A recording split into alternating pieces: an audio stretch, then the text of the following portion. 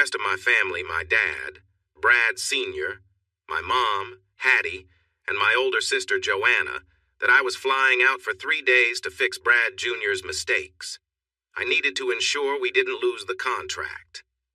When I talked to the client, they were hesitant after seeing what my brother submitted. I realized I had to meet them in person to resolve the issues. Otherwise, our family business could face some tough times ahead. Our family business, Total Build, creates portable homes across the country. Our houses are small and cater to specific markets, always designed to be mobile. If you've ever stayed in one of those little houses at a caravan park, that's us. We're the ones to contact if you want a cozy cabin by the beach or in the outback. My name is Robert Other, but everyone calls me Robbie. At the start of this story, I was the operations manager for our family business, where my entire family worked, including my wife. However, Georgia had to stop working a couple of months ago because she was 6 months pregnant with our first child.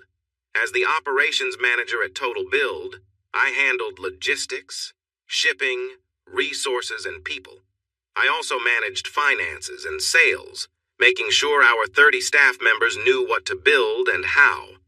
My parents were part of the executive team, my sister worked in administration at the factory, and my older brother was in sales. Brad wasn't the best salesperson, but my parents seemed to think he was special, which I never understood. From the outside, we looked like a typical family. You know the kind, mom, dad, and 3 kids. We had our arguments, but I believed we always supported each other when help was needed. As I rushed home to pack a bag for my flight, Georgia was sitting on the bed, gently holding her growing belly. She looked beautiful, reminding me that I should stay home. But instead of enjoying the moment, I was busy complaining about my brother's latest errors while packing my bag for the trip. She tried to speak when I paused to catch my breath, looking for my toothbrush and deodorant in the bathroom. "Robbie," Georgia said to me in a slightly bossy way, "you know he means well. Brad is good at his job, but he's not great with numbers like you." This was an old topic we often discussed. I glanced at her as I packed a few more things into my suitcase, feeling tired. "Georgia, I understand, but I'm fed up with cleaning up his mistakes every time he gets it wrong. No one, not even my wife, seems to care that I spend so much time traveling to fix things. If I don't give Joanna the right information over and over, the work gets delayed. And if I don't check the finances for Mom or write the message for Dad about the company, we wouldn't have a company to work with." I sighed again, feeling frustrated. In that moment, I felt like the most overworked and unappreciated person in the family. No one ever bothered to see if I was okay. Yes, I was paid well for my work, which I made sure of since I handled the company's money. I knew what everyone earned, so that was one thing I could count on. But it always felt like I was left out. They needed me, but I was never really included in their close circle or family discussions. It was disheartening. Right then, I hated being the youngest. Georgia must have sensed my gloomy thoughts while I was packing my dress shoes. She came over and wrapped an arm around me. "Robbie, I'm sorry," Georgia said, trying to comfort me. "You are right. You do a lot of work, but soon we'll have our baby to care for. Brad and your family need to step up, because you will be a dad." I smiled at that thought, reaching to touch her pregnant belly. "You'll be back in 3 days?" my wife asked as I looked at her with the child growing inside. "Yeah, I should be back Friday evening," I answered, pulling my gaze from her belly to her eyes. "He'll deal with the latest mess from Brad, and then get ready for the next one." I glanced back at her round tummy. "I swear this baby will be easier to handle than this family." Feeling resigned to my role as the family worker, I drove from the Gold Coast to Brisbane and caught my flight to Melbourne. I did this so often now that I had a routine. First, I read a couple of chapters of a book during takeoff. Then, I worked for an hour once we reached cruising altitude and watched a movie until we landed. The next day passed quickly as I met with the client's team to go over their quote. They were happy that I took the time to meet with them in person. They were really pleased with how I presented everything, and they decided to order 15 more units right on the spot. This added almost 40% to the quote. I was really happy because I knew that this would help us reach our financial goals 3 months earlier than we thought. When I walked out that Wednesday afternoon, I had finished my work 2 days ahead of schedule. I considered spending some time in Melbourne. I thought about grabbing a meal at one of the nice alley restaurants or having a drink at one of the unique bars. Melbourne has so much to offer. However, I missed my wife. I remembered how I had been talking to Georgia about my brother and my family the night before, so I thought it might be nice to come home early. I wanted to be there for her as she entered the last part of her pregnancy. After using my phone for internet access all day, the battery was almost dead. I had just enough charge left to order an Uber to the airport. Since I flew often, changing my flight was simple. I even treated myself a bit by using reward points to upgrade to business class at the front of the plane for the trip back. I only had a few minutes to spare before the flight, but I made it to the gate just in time. I felt great when I got off the plane. We went through a storm while landing, and watching the lightning through the clouds was thrilling. After landing back in Brisbane, I jumped into my utility vehicle, which we call a ute in Australia, to drive back down to the Gold Coast. My 3-year-old Ford Ranger wasn't the fastest, but it was a company lease, like all the family cars. I found my Ranger useful for moving things between sites now and then. I never minded getting my hands dirty with the teams. Like the other guys in the other family, I was a big, strong guy, and I thought having my ute showed that I treated everyone equally. Once in the vehicle, I plugged in my phone for the drive home and tried to call Georgia a couple of times, leaving messages that I would be home soon since I took an early flight. But they all went to voicemail. A little over an hour later, I frowned when I couldn't pull into my driveway. Brad's car was parked where I usually parked. I was curious about why my older brother was there so late. But being a trusting person, I didn't think anything was wrong. I parked, grabbed my travel bag from the passenger seat, and walked in through the side door like I always did. Just as I was about to say hello, I heard a sound that made me freeze in my tracks. It was a feeling that made my stomach drop. Standing at the end of the hallway leading to my bedroom, I realized I could hear unexpected noises that made me feel uneasy. I stood in the hallway, feeling a heavy weight in my chest. I didn't want to look, but something in me knew I had to face the truth, painful as it might be. If I didn't, I would always wonder, always question what was real. I needed to confront what was happening, even though it was the last thing I wanted to see. With a deep breath, I pulled out my phone, switched it to record, and crept quietly down the hallway. I felt that I needed proof, something concrete, before I could address this betrayal. So, I positioned myself outside the master bedroom, hidden in the shadows. I thought I was ready for whatever I might find, but I couldn't have been more wrong. My wife, Georgia, had always been a beautiful woman. She had deep brown hair, kind brown eyes, and a warm smile that could light up a room. She was tall and had an athletic build, always carrying herself with confidence. I'd always loved her energy, her laughter, her warmth. She was a big part of what made our home feel whole. But as I stood there, I saw her with someone else, and my heart sank. I held my phone tightly, emotions swirling inside me, anger, pain, and sadness mixed with the remnants of love and memories we had shared. Watching her with my own brother was a blow I never imagined I'd face. It hurt deeply, like a crack running through everything I'd believed was solid. My mind raced with thoughts I couldn't control. How could the two people closest to me do this? I struggled to understand, feeling as if the ground had fallen away beneath me. There were no words spoken that could make it better or undo what Eid just witnessed. The trust I had was broken, and I knew that nothing could bring things back to how they were before. For a few moments, I stood in silence, my heart heavy and my mind reeling. I knew my life had changed in that instant, and while I didn't know what would come next, I had seen enough. I stood there, feeling the weight of betrayal crush me. I thought I could face this without breaking, but I was wrong. My heart pounded, and anger bubbled up as I listened to the two people closest to me, my wife Georgia and my older brother Brad, speak words that shattered my last bit of trust. As they talked, Georgia and Brad seemed to laugh off any sense of loyalty or guilt.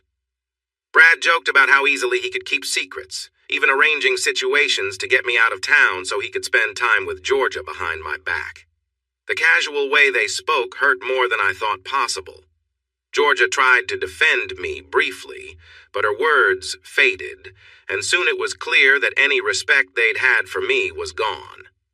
I watched them, my mind spinning, as Brad spoke with no shame, sharing a truth that cut deeper than any of their laughter. His words made it clear that the child Georgia was carrying wasn't mine. He even made a twisted joke about how I'd unknowingly raise his child as my own, as he went on with his life, leaning on me to handle things he couldn't. The shock and anger I felt at that moment were unlike anything I'd ever experienced. My heart felt torn open, and it was clear there was nothing left between us. I knew then that whatever Wed had, whatever I'd believed in, was over. I took a few steps forward, finally making myself known.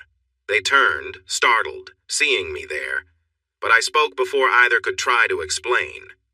"It's over," I said, my voice steady but cold. "There will be no more lies and no more pretending. I'm done with both of you." The look of shock on their faces was almost poetic. The scramble, the sudden panic they were trying to cover up as if that would change what had happened, but nothing could undo the damage. And I had already seen enough. Brad and Georgia were no different. They scrambled to cover themselves. I stood there for a moment, realizing I was the one in the doorway talking to them. Their eyes widened in shock. Brad spoke first. "Robbie, what are you doing here? You were supposed to be in Melbourne?" He tried to sound casual, like we were at a family gathering. "I was in Melbourne," I shot back. "And I managed to fix your mess really quick. So quick, in fact, that I thought I'd come home to spend some time with my wife. But it seems I'm not needed." "Robbie, my love, it's not." Georgia began softly, then paused, realizing it wouldn't help. "What it looks like," I finished for her, frustration boiling inside me. "You'll say it was just a mistake next, right? Or maybe you'll tell me I imagined my brother was here with you." I glared at them. "Let's just say I wasn't here when my child was conceived. Both of you can deal with the consequences." I stared hard at them for a moment, clenching my fists but stopping myself. Georgia looked scared and panicked as she held the sheet around her. Brad just stared at me, a confused look on his face. "I'm leaving now," I said sharply to the two in my bed. "I'll be back in a couple of hours to get my things and move out. I suggest you both be gone by then." As I turned to go, Brad sprang up from the bed, looking disheveled. "Robbie, I know this is tough, but you can't just walk out. If you do, I'll have to stop you." He stepped toward me with a dark smile. "You might not like it, but we need to talk, and I won't back down until you do." I laughed and raised an eyebrow. "You think you can stop me? You who quit karate before getting a white belt?" I grinned. You know I have a black belt, right? Plus all that training in martial arts? You really think you can take me on? Just so you know, I said, glaring at my older brother with strong feelings of anger. I felt the anger boiling up inside me as I stood in that room, my mind racing. I took a breath, trying to hold it together, and looked at them one last time, the pain clear in my eyes. If either of you ever tries to come near me again, don't expect any mercy, I said, my voice low and filled with bitterness. Brad took a step back, and Georgia looked away, covering her face with the sheets. You both disgust me. Without another word, I turned and walked out of the room, heading down the hallway, my heart heavy. I didn't hear them call out or try to stop me. Just silence as I left the house, fury and sadness swirling inside me. Before getting into my truck, I called back, "Don't be here when I get back." As I drove away, I saw the curtains shift, a glimpse of them watching me leave. I gripped the steering wheel, my thoughts a mess, feeling a deep betrayal that tore at me. After a few minutes, I took a deep breath and decided to head to my parents' house. It felt like the only safe place I could think of in that moment. When I pulled up, my mom and dad were already standing on the porch, waiting. I climbed out of the truck and walked toward them, the pain on my face impossible to hide. "Hi, Robbie," my mom said softly. "Son," my dad said, his voice steady but solemn, a tone I wasn't used to hearing from him. They both looked at me, but there was something distant in their eyes. A sinking feeling settled in as I realized what that look meant. They knew. My own parents had known. "No, please," I stammered, my voice breaking. "Tell me you didn't know, tell me you didn't hide this from me." My mom took a small step forward, glancing at my dad before saying, "We're sorry, Robbie. It's just—" I cut her off, a mix of anger and sadness in my voice. "Sorry? You're sorry?" My voice shook. How long? How long have you both known that this has been happening in my own home?" "Now, son," my dad said, trying to stay calm, "watch how you speak to your mother. We didn't raise you to act like this." His words caught me off guard, not with understanding, but with a cold disapproval, as though I'd done something wrong. "Answer me," I said, barely able to hold back the pain. "How long have you both known?"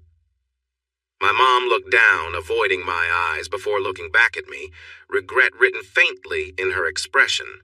My dad, however, showed no sign of remorse, only a hardened look. 3 years, she finally said, her voice quiet. "We've known for almost the whole time." The weight of her words sank in, a fresh wave of betrayal hitting me harder than I'd thought possible. How could you?" I asked, my voice a whisper, struggling to understand the extent of their silence. "Now, son, there's no need to raise your voice at us." My father started to speak. "Were your pair—" "Enough, Dad." I cut him off, emphasizing "Dad" with heavy sarcasm. I could sense the neighbors peeking from their windows, watching this scene unfold, but I didn't care. "You knew your eldest son was betraying me with my own wife for 3 years, and you said nothing. Not a word to me. Some model parents you turned out to be. I'm guessing you even know the child Georgia is carrying isn't mine but his?" They said nothing, just looked at me. Their silence told me everything I needed to know. My head throbbed as anger and hurt clouded my thoughts. I took deep breaths, drawing on the self-control I'd learned in martial arts to steady myself. We all stood there, locked in silence. I tilted my head, my eyes fixed on them. "Did Joanna know?" I asked. Without thinking, my mom replied, "She's the one who caught them. She stopped by while you were away and found them together." "I see," I said, my voice hollow. Dad began to say something, but I held up my hand. No, don't bother. I understand now. I'm just the naive younger son, too trusting to see what's right in front of me. So, you all decided to keep me in the dark while my own brother was with my wife. And then, you sent me off to clean up his messes so he could be here, doing this behind my back. Son, it's not as simple as that, Dad tried. Isn't it? I replied sharply, my words cutting through the air. My father took a step back, perhaps reminded of the training he had once encouraged me to pursue. Robbie, please, my mother pleaded, glancing toward the neighbors' windows. Come inside, sit down, let's talk about this. There has to be a way for you, Brad, and Georgia to work this out. Work this out? I echoed, incredulous. Do you hear yourself? It sounds like you're suggesting I just shrug off this betrayal. Like I'm supposed to say, oh, no worries. I'll just get over the fact that everyone I trusted kept this secret from me for 3 years. Or maybe, thanks for sending me out of town, so my own brother could spend time alone with my wife in our home. I looked at them, and then a bitter laugh escaped me. My voice turned hollow, almost mocking as I spread my hands in the air. Oh, here's a good one. Sorry for hiding that your wife is carrying your brother's child. We thought it would be okay to let you raise his child without telling you. I stopped pretending and looked at the woman I once believed was a caring mother. No, I asked, waiting for an answer, but none came. Is this what you wanted, Mom? To have me raise Brad's child without knowing the truth? I finished. She turned her gaze away from me. I felt like this was what my parents hoped for all along. I stared at her, confused about who these people were. Listen, son, Dad said. We understand that you're upset and hurt. Maybe if you calm down, I interrupted him. Calm? There is no calm. Can't you both see I feel like this whole family has betrayed me? And not only do you not understand why I feel this way, but you're asking me to accept it. That's just wrong. Worst of all, I don't see any regret for the hurt you are causing me. They were silent again, staring at me as if they were visitors from another world trying to understand human feelings. The unspoken words could fill a library. They truly believed I should just accept the situation, even if I wasn't okay with it. For the first time since I arrived, I looked away from my parents. My shoulders felt heavy, and I sensed a glimmer of understanding from my mother. She moved toward me, and I picked up on it. My posture straightened again, and I spoke quietly but firmly. Why didn't anyone tell me? I asked, feeling the start of a plea in my voice. Dad held Mom's arm tightly, stopping her from getting closer or answering me. He looked down at me from the porch, taking a moment to think before he spoke. We've talked about it many times, Dad said, but we thought it was best for everyone if you didn't know. His tone was flat, almost like he was describing supply details, not expressing concern for his child in pain. You were happy without knowing. You were doing a great job at the company, so we didn't want to disturb that. The company? I asked, tilting my head in confusion. Yes, son, you are very important to us. We feared that if you found out, it would create chaos in the business in sales, production, delivery, and quality. Look at how upset you are now. I can see this will cause many problems, and we will lose our progress now. That's why we didn't tell you, Dad said, as if he was reading off a script. This time, Mom squeezed Dad's arm to stop him from continuing his speech about how I should just go along with everything. She noticed the look in my eyes, and my fists were tightening and loosening as he spoke. My voice dropped lower than ever before, sounding rough and firm. I took a deep breath and started. So let me get this straight. You didn't tell me about the person involved in the situation because you thought it would hurt the company. You all knew she wasn't having my baby, and you thought it was okay to let me believe otherwise. You let me raise someone else's child without saying anything just to keep things running smoothly at work. Robbie, my mom began, but my dad interrupted, holding her arm tightly. Yes, son, we thought it was for everyone's good, including yours, Dad said. Georgia told us the next one would be yours, not your brother's. At that moment, I felt a wave of anger toward my family. Instead, I took a breath. Everyone had let me down, all for the sake of keeping things on track for the company. Well, I feel really special now, I said with heavy sarcasm. I have such a caring family who kept me busy to hide the truth right in front of me. Dad didn't catch my tone, but Mom did. Robbie, she started again, but Dad interrupted her again. I'm glad you feel that way, son, Dad said, smiling as if I was starting to understand and accept everything. All of you can go away and deal with this yourselves. I'm done, I said, my expression flat. Yes, son, it's good you're seeing the situation clearly. We will sort it out. What? Dad said, finally processing my words. I said I'm done right now. I resign, and you can take your work plans and deal with them without me. I turned and walked toward the vehicle. Robbie, Mom tried to speak again. I turned back, giving them a sharp look. You both knew this whole time. Not only did you not say anything, but you didn't even try to stop it. You let it happen and treated me poorly without me ever knowing. You both should support me in tough times. Instead, it seems like you're just trying to fix things now. I realize that you are just as responsible as they are. But you know what? I paused, looking at their surprised faces. If everyone in this family thinks it's okay to treat me like this for the last 3 years just for the company, then you're right. Dad, you taught me better than this, and I will not accept it. So, I'm also leaving this family. I am no longer your son. I turned away and headed for my car, nearly slamming the door as I grabbed my bag from the back seat. I shut it hard and threw the keys to the company vehicle at their feet. They just stood there, watching. Take the vehicle. Don't call me, don't text me, don't reach out to me. Don't try to contact me at all. Make sure you tell the rest of the family the same thing.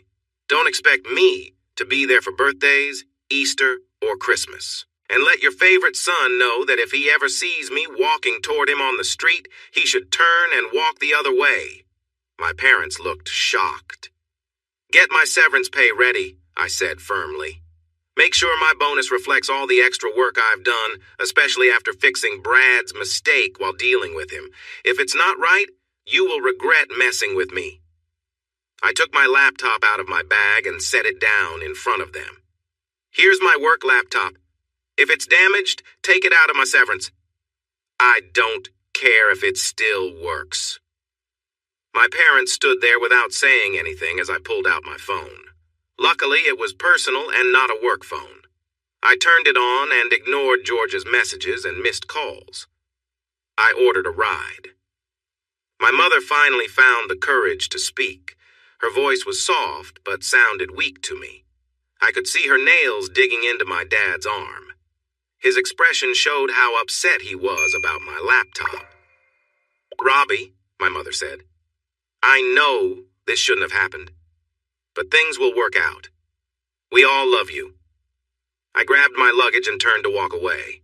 I glanced back one last time at my mother. No, it won't be okay, Hattie, I said, using her name. None of you know what love really is. I loved and trusted my wife and family. Now I see I was naive to think my family would always support me. But you've shown me tonight that love and trust don't mean anything. You say you love me, but try saying that to the next person and see if they believe it after they talk to me. I said nothing more as I walked away, finding my ride at the end of the street as it began to rain. As I got into the car and looked out the window, I realized my parents didn't even try to follow me. Even after all the years I helped hold their business together, I felt like a big disappointment to them. I had the driver take me to what used to be my home. At least Brad and Georgia were gone. I started packing, throwing clothes and personal items into boxes. I loaded them into an old Toyota Camry I had bought for Georgia a few years back. We had planned to make some changes in a few months after the baby arrived, but I decided to keep the car. I had paid for it, and since Georgia wasn't having my baby, it felt right to keep it. Georgia could have Brad's baby, and I thought I was getting the better end of things. I had a few items left that wouldn't fit in the car, but I had everything I needed for the next few weeks. Before I left the house for good, I took down the large wedding portrait hanging in my old living room. It was a significant print that Georgia's parents had given us on our first anniversary. The photo from our wedding day showed Georgia and me at the center. To my left were my parents and my siblings, while to her right were Georgia's mother, stepfather, and her two sisters. We all looked so happy that day, bright smiles on our faces. I grabbed some pens from the kitchen and spent about 15 minutes marking up the portrait. I drew silly things like horns and mustaches on our faces. Then, I added a big belly to Georgia with an arrow pointing to it and wrote, "This happened because of him." I scribbled words like deceiver and betrayer above my family's heads and put question marks over Georgia's family's heads. I wasn't sure if they knew what was going on. I had thought I had a good relationship with them, but I also knew Georgia didn't always get along with them. At one point, I considered going even further to ruin the picture, but I figured my message was clear enough. So, I hung the portrait back on the wall. I then sat at the kitchen table and wrote a note to Georgia. Georgia, by the time you read this letter, it will be clear that I have left the house. I have a lot of emotions right now, and I will try to keep my words respectful. This letter expresses some of the pain and sadness I feel. I believe you may have already gone to my former brother's parents' house, where you would see that I have cut ties with my entire family and left my job. I want nothing to do with any of you from now on. I came home tonight to surprise you and spend time together. I even called you while driving home, but you didn't notice because you were busy with my former brother. Seeing what happened between you both really hurt me deeply in a way I don't know if I can recover from. What hurt the most is that the baby you are carrying isn't mine. It's his. You all planned to pass it off as my child. Georgia, I gave you everything, and this is how you repay me. It's clear that a divorce is the only way forward for us. I can never forget, and I can't forgive, what you and my old family did to me. I've taken most of my things from the house, and will find a time to get the rest soon. The rental agreement lasts for 6 more months, and my family's company pays for it so you can use it. I won't be here anymore. I understand that the divorce splits our money and belongings, which feels unfair to me since I was hurt the most. But I will accept it if it means you're out of my life. I've asked my old parents not to contact me, and I'll ask the same of you. Right now, I feel more anger towards you than I ever felt love. But think of it this way. You can now be open about being with Brad Jr. and raising your child without me finding out. If I keep writing, this will turn into an angry speech, so let me just say this. I wish you all the worst, Georgia. Have a life full of regret. Your soon-to-be ex-husband, Robert Other. I know I said I would try not to use bad words, but I wrote it by hand, so I feel like I did okay until the end. I folded the letter and placed my wedding ring on top of it before leaving the house. Georgia would return the next day. I heard that loud cries could be heard from 2 houses away, so much so that the police were called. When they saw my artwork, it was clear what had happened. They left without taking any action, but I'm sure there was some talk at the station. I called my Muay Thai trainer, Darren Bray. He had become a friend over the years, and he and his girlfriend, Tony, had joined Georgia and me at several barbecues. Right then, he was the only one I could think of who wouldn't spill to my family. Darren was happy to let me stay in their spare room for a while. Once they sat me down on their couch and explained why, Darren and Tony treated me like a long-lost puppy coming home. Over the next few weeks, I started to manage some of my feelings. First, I found a lawyer for my divorce.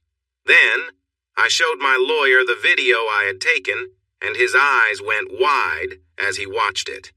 I told him I wanted to end things with Georgia as quickly as possible, and he agreed.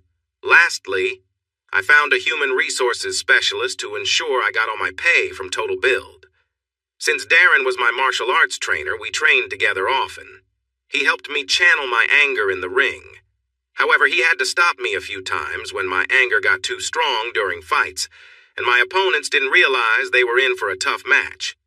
Though he was almost 5 years older than me, Darren became my best friend during that time. He listened to me without judgment and took me out several times. We had fun at bars along the beautiful Gold Coast beaches, and he even hugged me when I needed support. Tony took care of me like a caring mother. She made me big, home-cooked meals, always asked about my day, and looked after me while I dealt with my sadness. A few weeks after a tough meeting, Darren and Tony helped me use their truck to pick up the rest of my things from my old place. My lawyer set up a time when no one would be there. I got a couple of chairs, my desk, and my training gear. When we arrived, not much had changed in the house, but I noticed that a wedding picture was missing. I found it in the spare bedroom wardrobe. There was a letter on the table with Georgia's handwriting, but I threw it away without reading it, so she would see it gone when she returned. After about 6 weeks, I received my payment from Total Build, including my last paycheck and bonus. Together with my half of the savings, it was a good amount. My family tried to stop me from getting the money, saying that I had quit my job and was trying to get extra. I took it to Fair Work Australia, and they quickly backed off. With this money, I wouldn't need to work for almost a year, maybe longer, depending on my living plans. Next, my lawyer received requests from Georgia's lawyer about 4 months later, asking against the divorce. Georgia wanted counseling and to work things out. I told her no. She claimed she just wanted to talk because I had misunderstood things I heard. Finally, I told my lawyer to send a video to her lawyer. After that, the requests stopped. By the time it was nearly 7 months into the divorce, I hadn't heard from Georgia or my family in a while.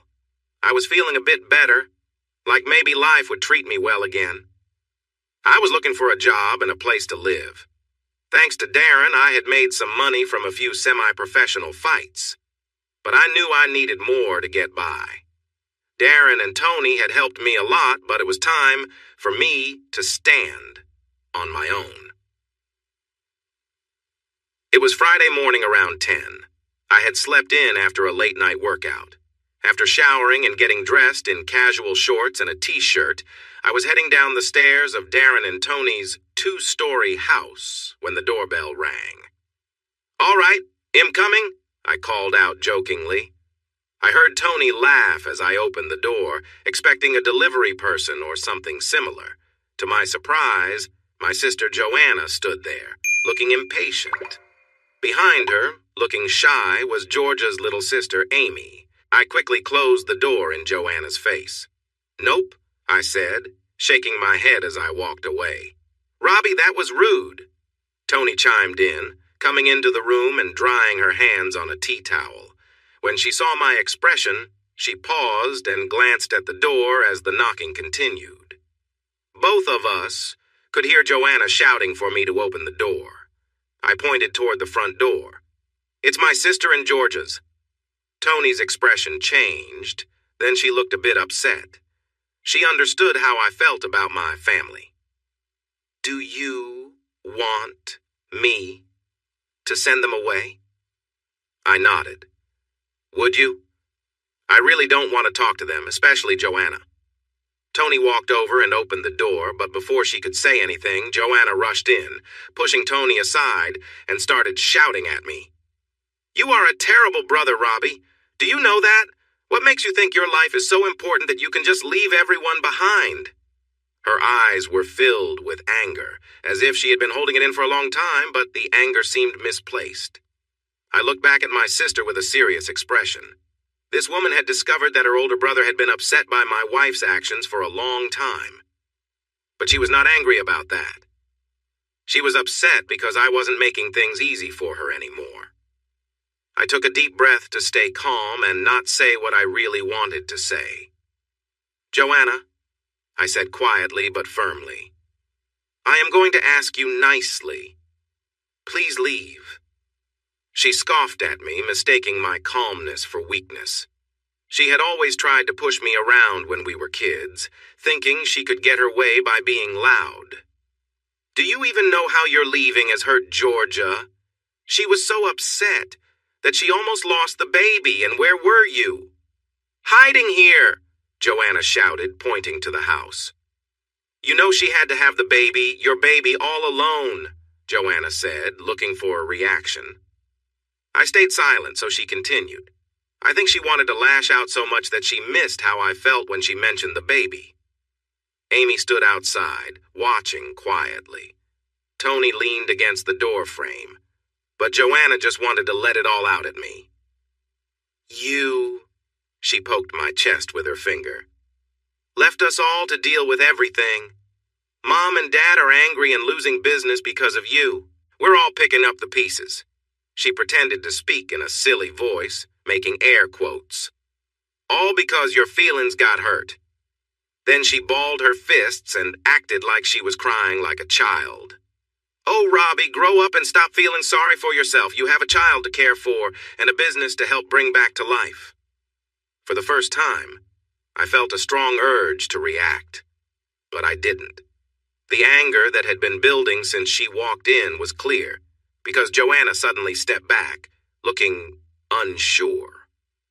Like with Mom and Dad, my voice was quiet, but there was an edge to it.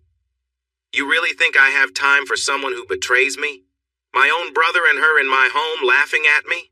Or how about when I walked in and heard them say that the child they claim I should care for isn't mine, but his? I heard a gasp and turned to see Amy standing outside the door, hands covering her face, tears streaming down her cheeks. Robbie, I'm so sorry. I didn't know, Amy said, sinking to her knees and looking at me. I glared at my older sister and pointed at Amy, realizing not everyone understood the situation. And look at you. You couldn't just come here and leave my life alone. Now, you're dragging more innocent people into your lies. I gestured to Amy, who was sobbing in the doorway. I bet you told her I had a fight with her sister. My divorce was baseless, so you both had to come over and try to set me straight, did you? For a moment, Joanna was silent. Then she looked at Tony, who was watching everything from the doorway. Finally, Joanna took a breath and spoke up. So what if I did? You think it took you long to find someone else to be with? My sister shot back, mirroring my anger. Joanna, I warned her, I'm giving you a chance. Do not disrespect people in this house who you don't understand. So what? Your wife was with your older brother for 3 years. You're upset about it now. Just get over it. You don't have to find someone else and run away from your problems. I realized Joanna was just as confused as the rest of my family. I glanced at Tony, who was surprisingly smiling, arms crossed over her chest. First of all, Tony said, as she walked toward Amy, who had slumped by the front door, Robbie and I are not involved like that. Then, while Joanna and I watched, Tony gently helped Amy to her feet and spoke softly to her, ignoring Joanna. Come on. Let's get you inside where you can sit down. Tony helped Amy onto the couch. Second, she said, turning back to Joanna. My boyfriend Darren is your brother's mentor. Both Darren and I have been helping Robbie after everything you all did to him. She paused, but Joanna didn't seem to take it in while she helped Amy settle in. Tony faced Joanna again. And lastly, I've heard everything your family and his ex-wife put Robbie through. I think stepping away from you all is one of the more peaceful choices he could make. I think your time here is over. There's the door. Don't let it hit you on your way out. Joanna looked at me, her jaw clenched. Robbie, please come back, she said, her voice almost pleading as she ignored Tony's comment. The production is struggling. Sales are dropping. The team isn't working well. We really need you. Well, that's too bad, Joe, I replied. You can't stroll in here acting like this is all my fault and then try to make me feel guilty. That's not happening. Did anyone take action about Brad and Georgia when they should have? Tell me, does he still work there? Or did Dad tell him to calm down? Because I would just forgive everyone and return. Joanna looked down at her shoes. Dad gave both of them a talking to.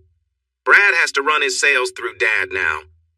He won't get any bonuses for the rest of the year. Please, Robbie, she said, her tone shifting from pleading to desperate. You need to come back. We are in a tough spot without you. No, Joanna, I said firmly. There are plenty of reasons why I won't, but two stand out. She looked at me, waiting. First, I said, raising a finger, my former brother is still there. After everything that happened, you would think you all would let him go if you wanted any chance to make things right with me or save the business. I'm sure that Total Build would fail if he stays. But Robbie, Joanna said, Brad is going to lead the company one day as the oldest. Mom and Dad can't just get rid of him. I laughed. That's the worst excuse I've ever heard for keeping someone around, especially promoting someone who isn't capable. I can't understand that way of thinking, I replied. While they're struggling without me, making him in charge would ruin the company in no time. Saying he can't go because he's the oldest is simply not true. And you all should see that. Joanna couldn't argue with that, but she shrugged her shoulders like she didn't care. What's the second reason? She asked, almost hesitantly. Simple, I said, raising a second finger. Not once in this situation has anyone shown any regret. She gulped, and I continued. From the moment I walked into the house after returning from Melbourne and saw how everyone was acting, everyone expected me to just accept things. People made excuses and tried to justify their actions, telling me to get over it.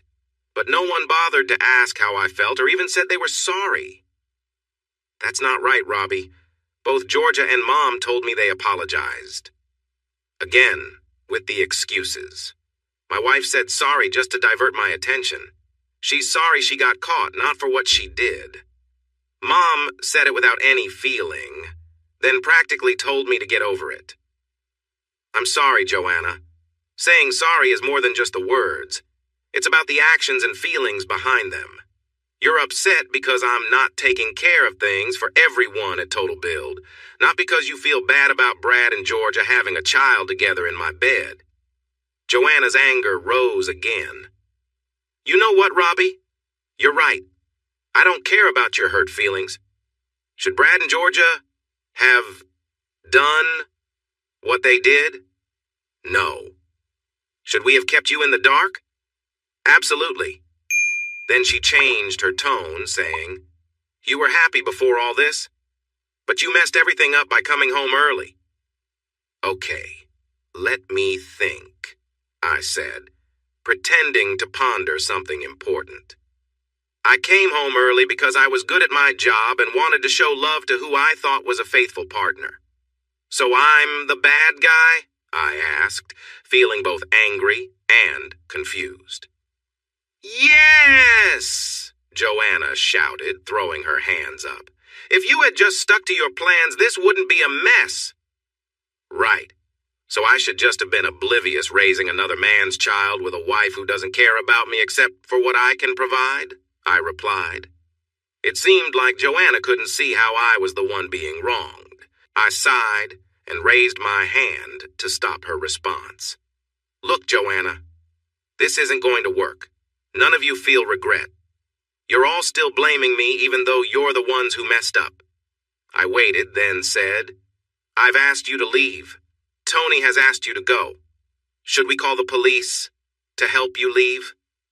For a moment she tried to argue, but then headed for the door, saying, Come on, Amy. This is a waste of time. Robbie is too caught up in his own feelings to understand. Amy looked at me and said, Actually, Joanna, I want to stay and talk to Robbie. Is that okay with you, Robbie? I shrugged. Sure, Amy. I turned to my sister. As Tony said, there's the door. Don't let it hit you on the way out. Joanna glared at me, then glanced at Amy and finally at Tony. She huffed and walked out, slamming the door behind her with a loud bang. A minute later, we heard her car start, and then she sped off down the street. I knew she'd call the family to complain about me. I took a seat on the other couch facing Amy, who was looking at me with tears in her eyes. Hey, Robbie, Tony said. Although this wasn't exactly fun, I'm all set here. Are you two going to be okay if I leave you to talk? Yeah, Tony. Thanks for stepping in. I appreciate it, I replied. Anytime. Darren should be back around 7 tonight. Thai food sounds good, right? I chuckled. No problem. See you both tonight. Tony grabbed her bag and walked out the front door, closing it softly, unlike the first person. I turned to Amy and she looked back at me. So, an ambush, huh? I said in a lighter tone to Georgia's little sister. Amy blushed. Sorry, Robbie. I was in the States when all this happened. When I came back last month, it was to both families in chaos. What did they tell you? I asked softly. Amy paused to think. They mostly said that you and Georgia had a big fight that brought your parents into it. They said you were being difficult and needed to be talked to understand and come home. I snorted. But Robbie, Amy said, worry in her eyes. I had no idea that Georgia had been with your brother for so long. I found out that night after 3 years, I replied. Amy nodded sadly, now understanding why I had walked away from everyone. And is it true that it's not your baby? She asked with curiosity and concern. I'm almost sure. I overheard them talking when I came back early from a trip. I found them in my bed. And it was shocking, I said, remembering the painful moment. I sighed again, recalling the terrible scene. I think we will need a paternity test. That's tricky since he is my brother. I looked at Amy. Are you okay with me talking like this? Amy nodded. It's all right, Robbie. I understand. Coming home to your wife with another man must be so hard. And to find out it was your brother for all that time, you're handling this better than I would have lost it. We sat in silence for a moment. And what about Joanna, your parents? Amy asked. You mentioned arguing that they knew something about all this. Sorry, I was confused when that lady helped me to the couch. Tony is my Muay Thai mentor's girlfriend. They've been good friends helping me out lately. Darren gets me to the ring and helps me fight to let out some anger. Tony helps me around the house so I don't drown in my sadness. I looked away. And yes, my family knew everything almost right from the start and kept it from me. Why would they do that? Amy sounded shocked. For their own benefit, apparently, I shrugged. Just for that? She asked, not believing it. Yep. That's what I was told. They thought I was better off not knowing. They were surprised I got so upset when I found out. Mom, Dad, and Joanna all told me to move on. The company matters more. I stopped speaking. We sat quietly for a moment. Amy was thinking it over. She sighed, stood up, and walked over to me, sitting on the same couch. "I'm sorry, Robbie," she said, placing her hand on my arm in a comforting way. "Amy, what are you sorry for?" I replied. "You didn't do anything wrong, and it seems like they tried to confuse you as well, so you don't need to feel bad. I'm sorry for what you're dealing with. It's not your fault." She paused. "I'm also sorry I'm related to someone who has hurt one of the best people I know." She turned red, and I chuckled a bit at her comment. "Thanks, Amy. It helps to know someone understands." "So what are you up to today?" Amy asked, changing the subject and sounding more cheerful. "Not much. I've mostly just been training and relaxing." "Why do you ask?" She smiled. "How would you feel if I took you out for lunch to help you feel better?" She put her hand on my arm gently. It didn't seem intentional, but it felt nice. "Sure. Let me get ready. Give me 5 minutes." Her smile brightened the room. Amy took me to lunch. We talked about various things. I wasn't working at the moment, and Amy seemed hesitant to discuss her job, only mentioning that she traveled a lot. While we talked, the waiter brought our food. I had chicken parmigiana with fries and a Coke, while she had a Caesar salad with chicken. We chatted more about Georgia and my family. She asked about my plans. "Well, I'm almost divorced from your sister, which is probably why Joanna chose today to visit me. I think this morning was her last try to get me to change my mind, stop the divorce, and return to total build." We shared a look and smiled, but we both knew that wouldn't happen. On a positive note, I'm thinking of buying a house. So, I guess finding a job is next, after the divorce, I said. Amy nodded. "What about your family? Will you talk to them and make peace?" I glared at her. Amy quickly leaned back. "Is it that bad? If I never speak to one of them again, that would be just fine," I said, then looked at Amy. "Was there another reason you came with Joanna this morning?" She raised her hands in a peaceful gesture, then sighed. "When Georgia cried to Mom and Dad about how you had left her, it really upset me. The Robbie I know wouldn't do what Georgia claimed. You really upset me, Robbie." I raised an eyebrow, understanding her feelings, but I knew there was more to this story. Amy sighed and glanced at me briefly over her salad. "You might not realize it, but I have liked you for a long time." She blushed as she spoke. "When Georgia first brought you home, you were nice to Mom and Dad. You even spent time with me. As you began dating her, I saw how considerate you were, always thinking about her happiness. You even remembered my birthday and got me gifts. Not many brothers-in-law do that." I shrugged. "I'm good at planning, Amy. Paying attention to detail helps me do well at my job. And being nice to my girlfriend's little sister helped me get on well with your family back then." "I know, Robbie. And that's the point," Amy said. "You were great as my brother-in-law. It didn't make sense when I heard how you walked away from Georgia and left her so upset. So, when I got the chance to come here with Joanna to talk to you, I took it." She looked at me seriously. "If you left her just because of a fight, I would have lost faith in all men and relationships."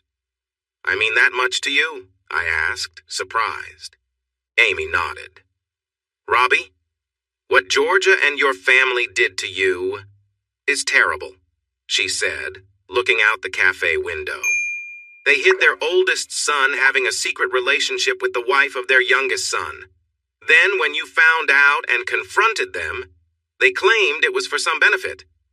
If I were you, I wouldn't have just walked away. I would have moved far away and started fresh." I smiled. "Don't think I haven't thought of that more than once. I just need to save some money first.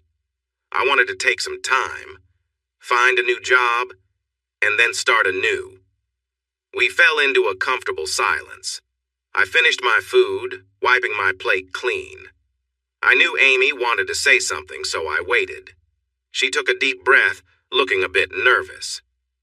"Robbie," she said, her eyes shining, "if I asked you, would you run away with me?" "Amy, even if things didn't work out, my ex-wife is still your sister," I said with a chuckle. "Half-sister," Amy giggled. "Even with that, you're not married to her anymore, and there's nothing wrong with asking." I nodded. "That's true." "Great," she said, smiling. "Then you can run away with me." I laughed, then noticed that her smile had a serious undertone. "You're serious about this, aren't you?" "Absolutely," Amy replied, smiling warmly. "Amy, I can't do that." "Why not?" she asked. "Well, for starters, I don't have enough money to just leave everything behind," I explained. She nodded, her smile still bright. "And also, I'm still married," I added, looking at the attractive woman across from me. "Even if it's just for a little while longer, I should handle the situation with Georgia." Again, she nodded, still smiling, as if she understood something important. "And finally, Amy, you're Georgia's sister," I pointed out. "Wouldn't it be strange if I just ran away with you?" She smiled again. "All valid points, Robbie, but remember, Georgia and I are only half-sisters," she reminded me, repeating herself yet again. "Right," I said. "Georgia and her sister Ruth shared the same father. After Georgia was born, their father, Steve, left their family for another woman. Their mother, Rain, later married Peter Brown, and that's when Amy was born. I had always thought Peter and Rain seemed happy together. I suppose Georgia took after her father in the way she acted." "Exactly," Amy said. "Because from now on, I want nothing to do with that troublemaker. The less connection I have to her, the better." I nodded, glad she understood my thoughts. "Now about your previous questions," Amy said, her eyes sparkling. "What if money and legal help could be arranged to solve both problems?" She still had that determined glint in her eyes that made me realize she was serious. "Amy?" I hesitated. "Are you really saying you think you can make everything go away? If you can, I would consider it." "I am serious, Robbie. I know I can find the resources we need. But I want you to come with me." "Why?" I asked, curious. "Because, Robbie, if you are free, I want to see if there might be something between us. I believe I can be everything my sister isn't," she said, looking at me earnestly. "And if it doesn't work out, at least I'll know I helped someone I care about escape a tough situation." "Can I think about it?" I asked. She laughed lightly. "Of course. The offer stands whenever you want. Just call me.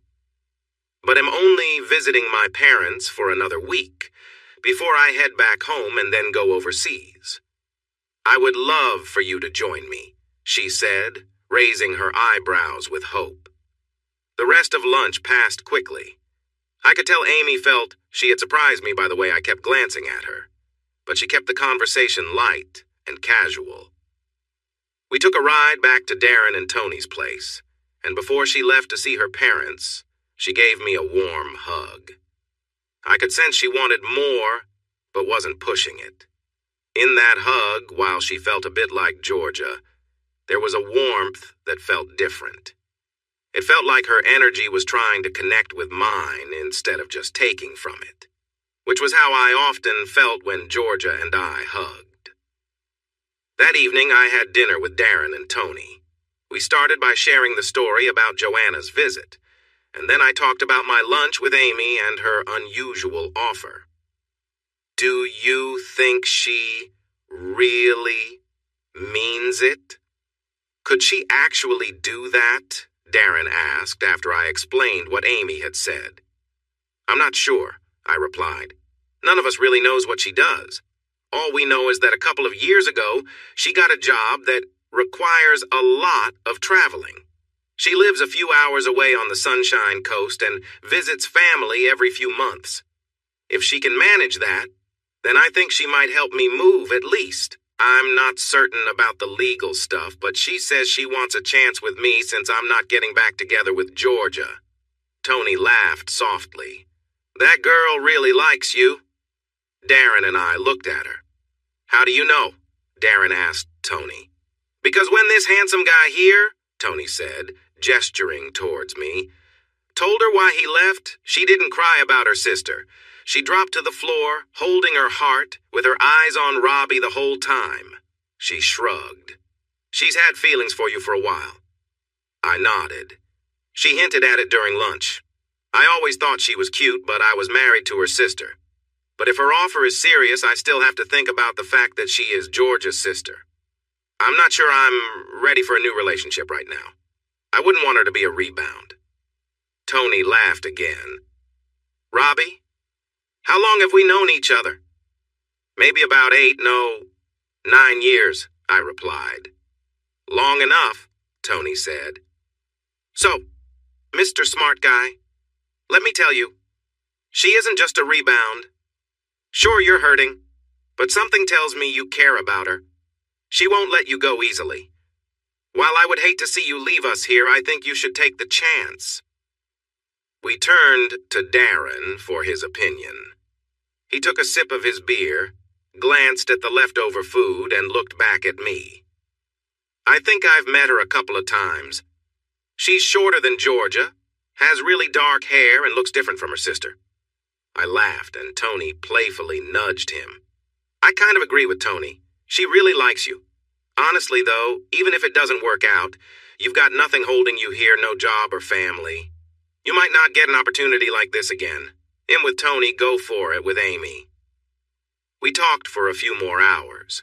I still hadn't made up my mind, but I was leaning toward yes. The turning point came 2 days later when I was walking through the Gold Coast Mall to update my driver's license and passed by a cafe. My whole family in Georgia were sitting together with a small stroller next to her and a tiny baby in her arms. My parents were cooing over the baby. Joanna had a big smile, and Brad Jr. was holding my soon-to-be ex-wife's hand, acting silly. None of them seemed bothered about how they had treated me. I watched them for about 2 minutes until my mother noticed me. When I saw her looking, I snapped out of my daze and started walking away quickly. I had almost gone 2 blocks when she caught up with me. "Robbie!" I heard my mother shout. "Robbie, wait, please! Sweetie, stop!" she said as she hurried after me. I thought about walking faster or going into a store to escape her, but I knew that would just make her chase me longer. So, I paused, took out my phone, and called Amy. Amy answered right away as I turned to face my mother, phone pressed to my ear. "All right, gorgeous," I said. "Let's go for it." Amy chuckled at my tone. "Sure thing, handsome. But I sense there's someone around who shouldn't know it's me, right?" "Yeah," I replied. She laughed again. "Okay. I'll pick you up at 7 tonight, then you can fill me in." I smiled slightly while looking at my mother, but she knew the smile wasn't meant for her. "See you then." I hung up. I dropped my smile and looked straight at my mother. "What do you want, Hattie?" I said flatly, using her name. "Robbie, please," she said softly. "This isn't fair.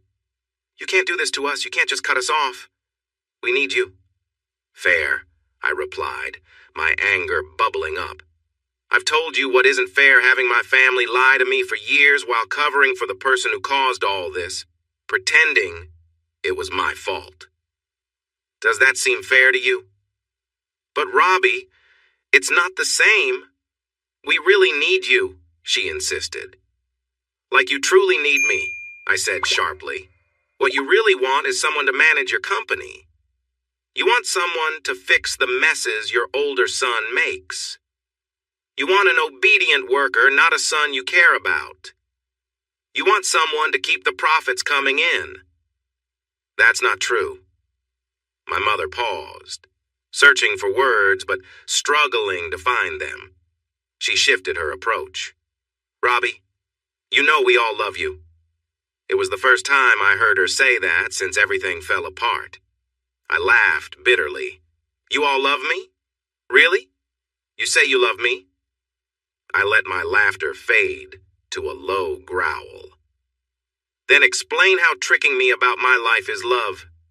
Tell me, Hattie, I said sharply. Mum stood there looking down at the ground, not knowing how to respond. People were moving around us, a few glancing our way. But it was just another scene happening on the streets of the Gold Coast as everyone went about their day. Because not telling you was meant to protect you, my father said, joining my mother. A little farther down the street, moving cautiously behind him, were Joanna, with Georgia pushing the stroller and, of course, my brother. We've talked about this before, Dad, I said, using his name. It wasn't protecting me. It just created a debt of pain and dishonesty, and I'm the only one who seems to be feeling it. That's not true, Robbie, Joanna replied. The sharp tone from the other day was gone. We all felt bad keeping this from you, but now you act like we're the bad ones. We're hurt too. I looked at my sister. Hurt? Come on, Joanna. The other day you barged into Darren and Tony's place yelling at me and blaming me for not forgiving the person who hurt me, I said, directing my glare at Georgia, who took a step back. And the one who caused so much trouble, I said, turning to my brother. You all have no idea what it really means to suffer. You think you're having a hard time because I won't clean up after you. You think it's tough because your work isn't going well. You think you're struggling because things are messy. I saw you all just a little while ago. None of you understands the pain of being lied to and hurt and then being told to just get over it. Well, thanks a lot. I'm the one in a terrible place because of all of you, and none of you care about how I feel. Son, you never gave us, my father started. A chance? I cut him off. He paused, looking at me. You were going to say I never gave you a chance to apologize or to tell me you understand how I feel. You wanted a chance to ask for forgiveness for what you did to me. Is that what you meant, Dad? He gave me a hard look. No, son. I was going to say, you never gave us a chance to explain, my father said. Explain? I responded, glaring at him as the rest of the family watched. Oh, you explained everything just fine. I must be adopted because it's crazy to think anyone would believe the nonsense you're trying to sell. Does the person who hurt me or my brother regret what they did? I looked around, and no one could meet my gaze for a moment. Didn't think so? I said. Brad Jr. stepped forward, suddenly changing his frown to a grin. Robbie, you need to move on. Georgia and I have a wonderful baby boy now. If you can just say sorry and come back to work, we'd love for you to be the child's godfather. I know it's not the same as it being your own, but he didn't finish his sentence. I've mentioned before that I practice a few different martial arts. I take part in several tournaments against fighters who compete at a national level, and I usually win most of them. However, we don't have the same financial backing for professionals in Australia as they do in the US, so I only make a little pocket money from my fights. Some of these fighters are really good, and I can hold my own against them. So my brother never really had a chance against me. After I landed a strong kick, my brother, Brad Jr., was sent flying from the sidewalk and crashed into a wall nearby. I was the only one who saw what happened, and my older brother was left lying there unconscious. For the first time in a long while, I felt calm. But soon after, people started yelling at me. People were shouting from all sides as I saw a couple of police officers rushing toward us. They quickly noticed the situation and decided to arrest me. While they were putting handcuffs on me, my mother, who was crying next to my brother, looked up at me and asked why. I couldn't help but smile as I made sure everyone could hear me. I told my brother never to come near me again after I learned about what He did to my wife, I said. I warned him that if he got close, I would take him down. He thought he could keep treating me badly after everything that happened. I just kept my word. I glanced at the crowd, especially at my mother, who looked at me with sadness. But I did what I said I would do. I turned to the officers. They were trying to stay serious, but I could see a hint of understanding in their eyes. I raised my hands, now in cuffs. "Take me away, officers." They calmly led me to a police car and drove me a few blocks to the station. Once we were off the street, they apologized for arresting me. It was just their job. I let them know I understood and that I was prepared for the charges, but I wouldn't stand for any judgment from my family, especially from my brother. While I was being processed at the station, they allowed me to make a phone call with them listening in. I tried calling Amy, but it went to voicemail. I left a message saying I had been arrested and asked her to help since I didn't trust my family. After hanging up, I smiled and thanked the officer for letting me use my phone. They took my personal belongings and logged them with the rest of my things. I was placed in an interview room where they offered me a drink and some biscuits. News had apparently spread through the station quickly about what had happened between me and Brad. Although the officers were bound by law and procedure, there didn't seem to be much sympathy for him. After sitting there for about an hour, an officer informed me that I had a visitor. I expected to see my lawyer or maybe Amy, but to my surprise, it was Georgia. "Hi, Robbie," she said softly as she sat down across from me. I didn't respond, simply looking her over for a moment. She still carried some weight from the pregnancy, and I could see traces of the person I had once loved.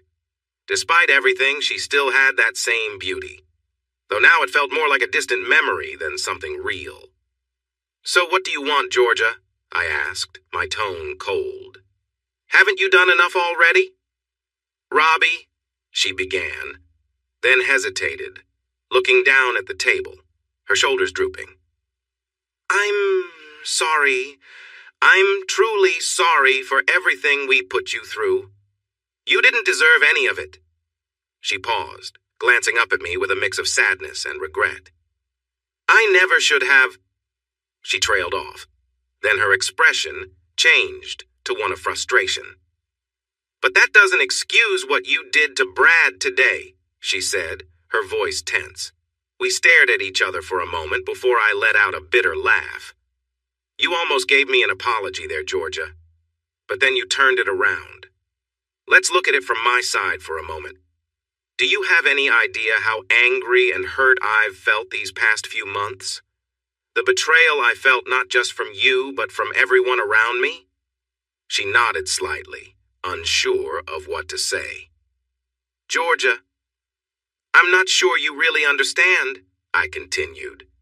"This afternoon, when I saw you all sitting there together at the cafe, laughing and acting like everything was fine, I didn't feel any love or loyalty from anyone. Not a single person even seemed to care about what I was going through." "That's not true," she replied, her voice softer. "We were all heartbroken when you walked away. We understand that you're hurt and angry, but they're still your family, Robbie, and I still love you." "Really?" I asked, unable to hide my disbelief. "In your mind, you still believe that, don't you?" She nodded again, and I sighed, feeling the weight of it all. "Well, let me give you a glimpse of what that love looked like from my side. The night I caught you both in our home, realizing the truth about the child you led me to believe was mine, it shattered everything. And hearing your words, the things you both said about me, broke whatever was left of my trust." Silence filled the room as the weight of our shared pain settled over us. I drove around for a while, trying to find comfort in a place I thought would be safe. I expected others to feel as hurt and upset as I was about the betrayal by you and Brad. But when I got there, I found my parents knew about my older brother being with you behind my back. They even knew that the child wasn't mine. They had the nerve to say they didn't tell me because it might hurt their business and that I was better off not knowing. So, where is the love in all that? I asked. I could imagine that if the police were watching, they would be taking notes. She tried to respond several times but couldn't find the words. We fell into a heavy silence for a few minutes, both unsure of what to say. "What do we do now, Robbie?" she asked softly. "Nothing," I snapped. "We do nothing. Take our separate paths. Finish the divorce. Maybe someday I'll find someone who values me enough to be faithful." She looked at me, tears filling her eyes. "Robbie, you know I love you, right? It was only ever physical with Brad. Please believe that." I gave a dry laugh. It's interesting how when someone gets caught being unfaithful, they say it was just a fling. Do you understand how hurtful that is? "But it's true," she insisted. "It was always about the physical side with him. I would leave him for you in an instant. I'm sorry about the child not being yours. But maybe the next one will be. I promise." I raised my hand and slapped my own face. Georgia looked at me like I had lost my mind. "Sorry," I said, forcing a grin. "I just needed to check if I was dreaming after hearing that. You think I would ever trust you again after what you did?" She flinched as I continued. "To answer your question, it's incredibly hurtful to the person being cheated on. For me, being intimate is about giving myself completely to the person I love, making them feel like they are the most important person to me. There's no way I could be with someone else. So telling me it was just physical with my brother while having his child, and then claiming you love me, is not just insulting, it's hypocritical." She was crying now. I went on, letting my frustration show as I spoke. "Georgia, you might believe you love me, but I don't see it that way. If you truly loved me, you would never have been with Brad. You wouldn't have been with him for so long and had a child.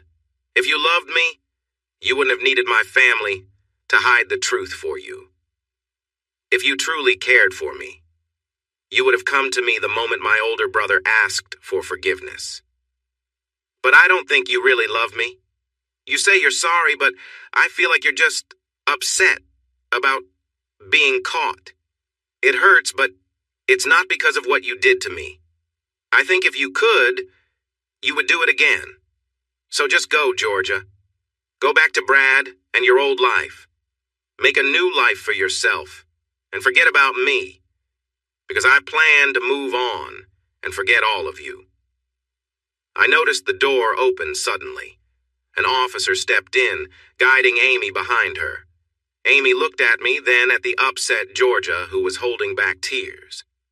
"Georgia," I said, a small smile appearing as I looked at Amy and then back at Georgia, who was crying. "It's time for you to leave. Go back to your life and let me go. If you don't, I might ruin my family and everything they care about because of the happiness I lost because of you." Georgia looked up at me, concerned. "You wouldn't?"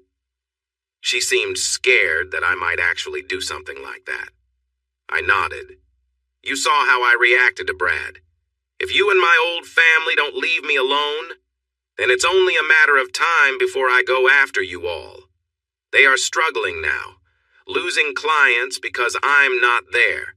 They have to work hard again, which they've forgotten how to do. So please, don't make me come after you all. Just leave me in peace." I pointed to the door, and after a moment Georgia slowly walked out, only to bump into Amy. "Amy, how did you know I was here?" "Thank you for being here. Everything has gone wrong," Georgia said as she reached out to hug her sister. Amy shot back at her. "I'm not here for you and I won't be again. This mess is yours to fix." "What are you doing here then? Georgia asked, looking from Amy back to me. I smiled. This is my one phone call, I told Georgia. I couldn't call anyone else in my family. I don't trust them. But I had lunch with Amy the other day, and she made me feel like I could rely on her.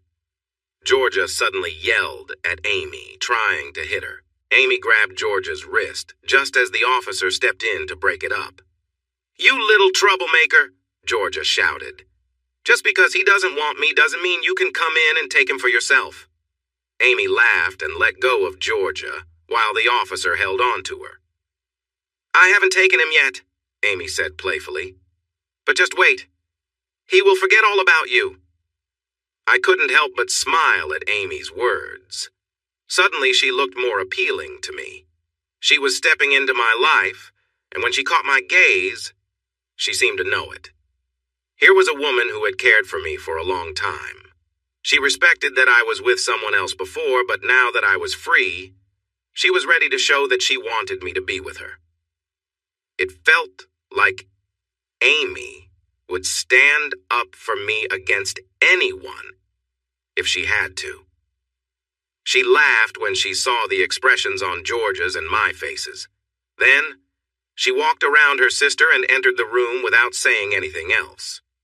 She handed me my phone, wallet, and jacket. "You're free to go. No charges, but you will need to cover Brad Jr.'s hospital bills. He has a mild concussion, bruised ribs, and a sprained neck," the officer said. "Totally worth it," I replied with a smirk. I took my phone from Amy while Georgia watched us, her anger silent. I hugged Amy, but she surprised us all by pulling me in for a heartfelt kiss. In that moment, I forgot about Georgia entirely. The officer had to hold Georgia back again as we left. We passed my mother, who was waiting for Georgia. I didn't say anything or even look at her, even though I could feel her presence.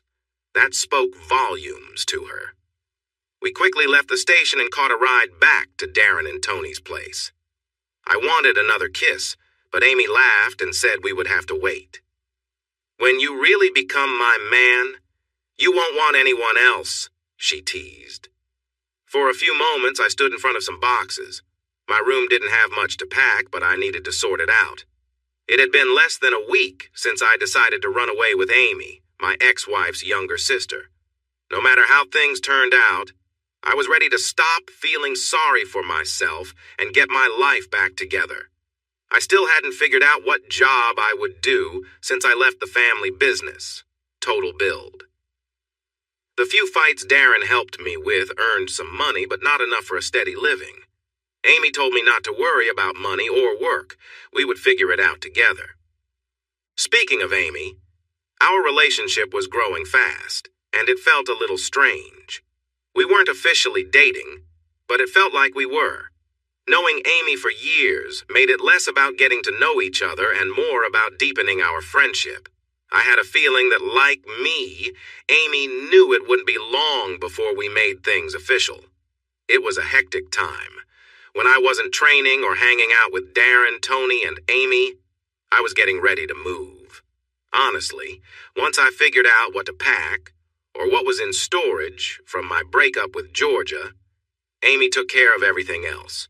She arranged the movers, the finances, and even some legal stuff for my divorce. When I asked her about it, she just smiled and said she enjoyed helping me escape with her. Amy worked odd hours during the day and had a couple of evening shifts. Amy didn't share much about her job, but she mentioned that her unusual hours were due to calls for work from around the world. Most of the time, Amy worked from a hotel room here on the Gold Coast. When she wasn't working, we enjoyed spending time together. When we could, Amy and I went out for lunch or dinner. I loved that she was often by my side when she wasn't busy. She came to see me train with Darren and even watched one of my Saturday fights against another local. The fight ended in a draw. Still, from how Amy talked about the match afterward, you would have thought I had won easily. In those early weeks, I wanted to repeat the kiss we shared at the police station many times. I knew we both felt the same way because we often had to stop ourselves from getting too close. We talked about taking things slow. We both understood our relationship was special, but we wanted to make sure I was ready before moving forward. The day before my big move, Amy helped me gather everything I had at Darren and Tony's place. This included my belongings already in storage, which we packed into a large storage unit. Her movers would pick everything up in a few weeks and take it to her place. All I needed to keep out were the essentials: a few outfits, my new laptop, and my training gear. The night before the move, Amy and I spent time at Darren and Tony's. We all had a great evening enjoying Thai food together. During dinner, we chatted about all kinds of topics, like old friends do.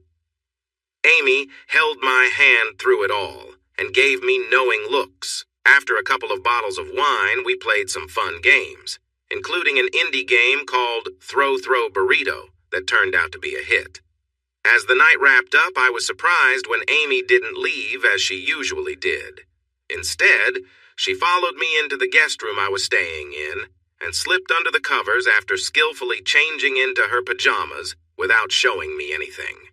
I raised my eyebrows in surprise, and she giggled as it was my turn to change into my own comfortable clothes before sliding into bed beside her with open arms.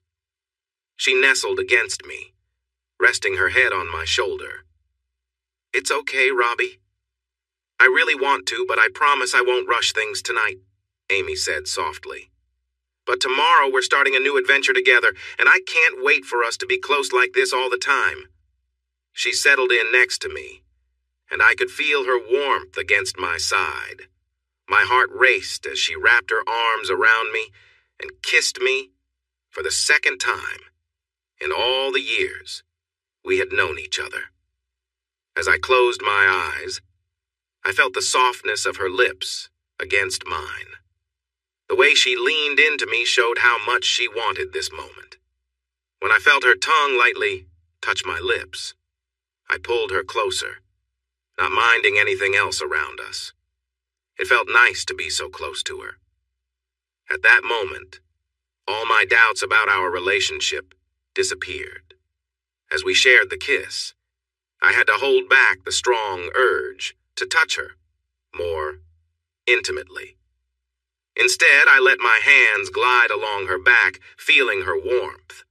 Once or twice, my fingers brushed her side, and I heard her soft sighs. Later, Amy sighed happily. "Thank you for not rushing into things, Robbie. I know you wanted to. Honestly, I did too. But it means a lot that you took your time." I kissed her quickly again and said, "I'm trying my best not to rush things, but I care about you deeply, and I know we will get there." She gently stroked my cheek and said, "I know, dear. I appreciate it. Soon I will be all yours. But tonight, would you just hold me?" I nodded as she turned and cuddled against me, and we fell asleep with my hand resting softly on her leg. When I woke up, we were still wrapped together. The morning brought a sense of comfort we both enjoyed, and I realized I was holding her closeness. Even though my hand was outside her shirt, it felt wonderful to wake up next to her. As I became more alert, I removed my hand, and she sighed at the change. "That felt nice, Robbie. I would love to wake up like that every day." Her sleepy voice carried a happiness that I felt deep inside me. I leaned in and kissed her neck, taking in her unique scent.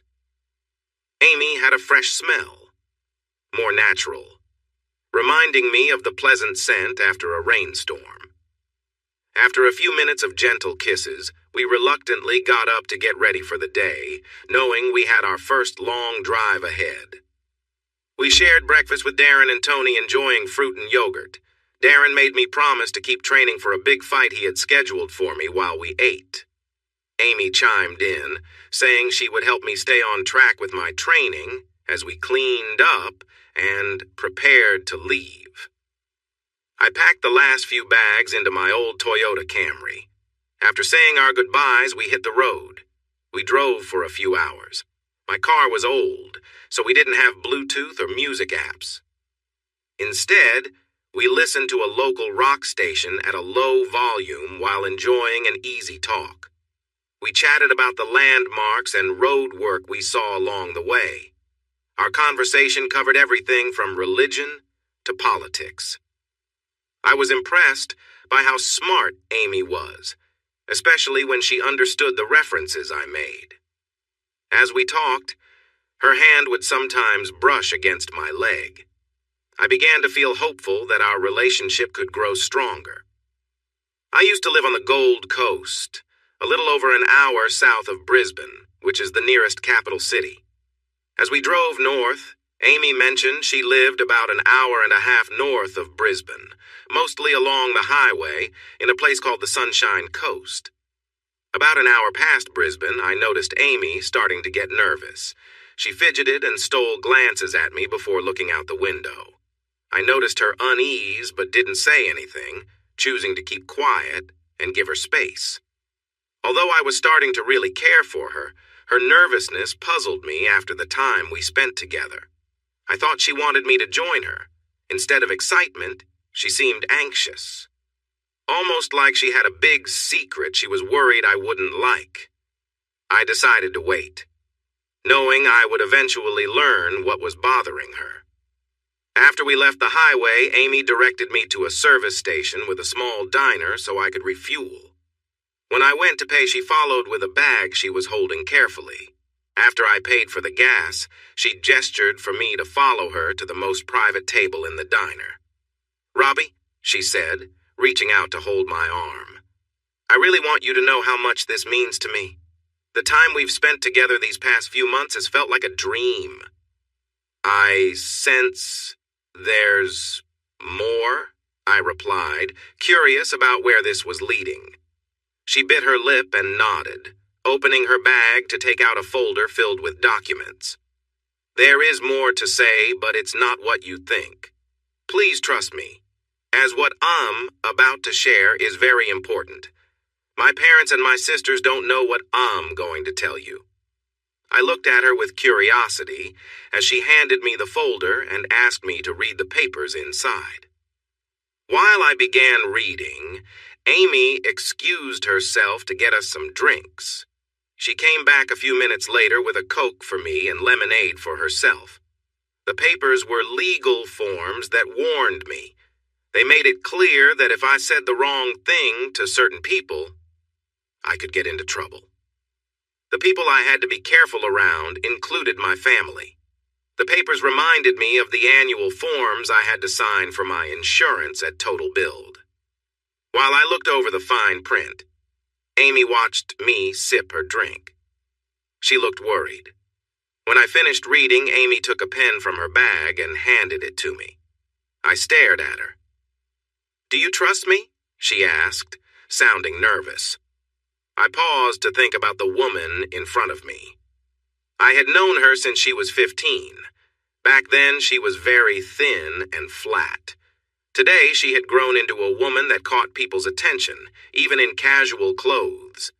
With her pale skin, straight black hair, and bright blue eyes, she looked confident but still uneasy about asking me to sign something without explaining what it was for. Amy hadn't mentioned these papers before we left. She also hadn't waited to tell me until we got there. I remembered last night, when she had cuddled with me in bed, our touches growing warmer even though my divorce from her sister was coming soon. Looking at the documents, I didn't see anything that would harm me or put me in a difficult position. Still, I wanted to believe in her. I took the pen and began to sign, dating the papers as needed. With every signature, I noticed Amy's smile getting bigger. When I was done, I handed her the folder with the signed papers. She carefully put it back in her bag, but I could see that she was shaking a bit. Then she walked around the table, set down the bag, sat on my lap, and kissed me. Suddenly, she pulled back and looked into my eyes. "I love you, Robbie. I hope you know that." I chuckled. "Amy, I just signed some legal papers. I'm not saying he'll marry you." She pretended to be hurt and moved back to her seat. She picked up her drink and smiled at me.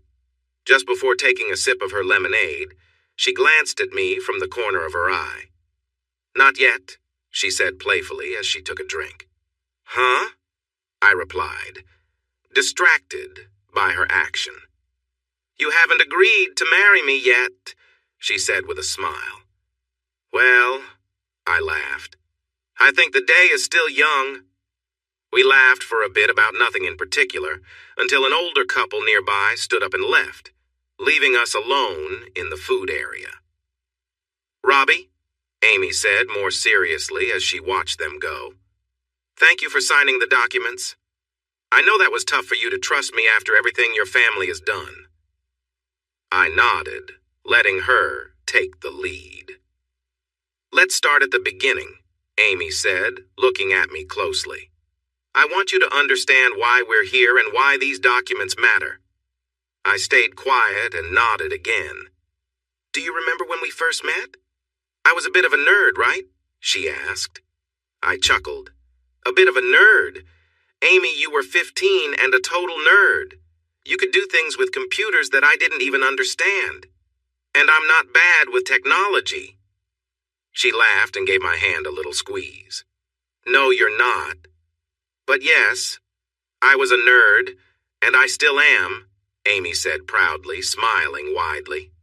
"One of the things I did back then was play with cryptocurrency when it was mainly just Bitcoin mining and not worth much."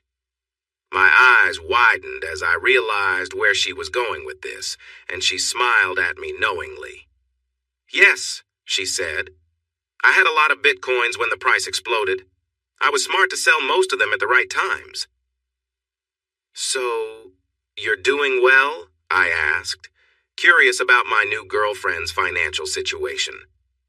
"That's one way to say it," Amy replied softly. "After cashing out a significant part of my crypto, I didn't just sit back. I took my money, did my research, and started an investment company called Alro.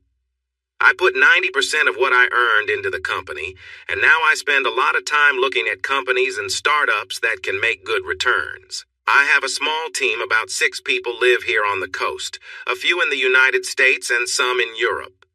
In the past year, we've done so well that we've had U.S. investors giving us money for our next projects." Amy smiled at me. "You know how Americans like a determined Australian. I'm young, and I can say good day just the way they want, so Alro has been profitable." "How much profit are we talking about?" I asked, curious if she would share. Amy looked at me for a moment before smiling. "After costs, Alro made a $6 million profit last year." $6 million in profit? I was amazed. "Yes, and I take a 10% cut of the profit," she added proudly. "Wow, just wow." I looked at Amy with a new level of admiration. She had a clever smile that lit up her face. "That's why the legal agreements," Amy concluded, wrapping up her explanation.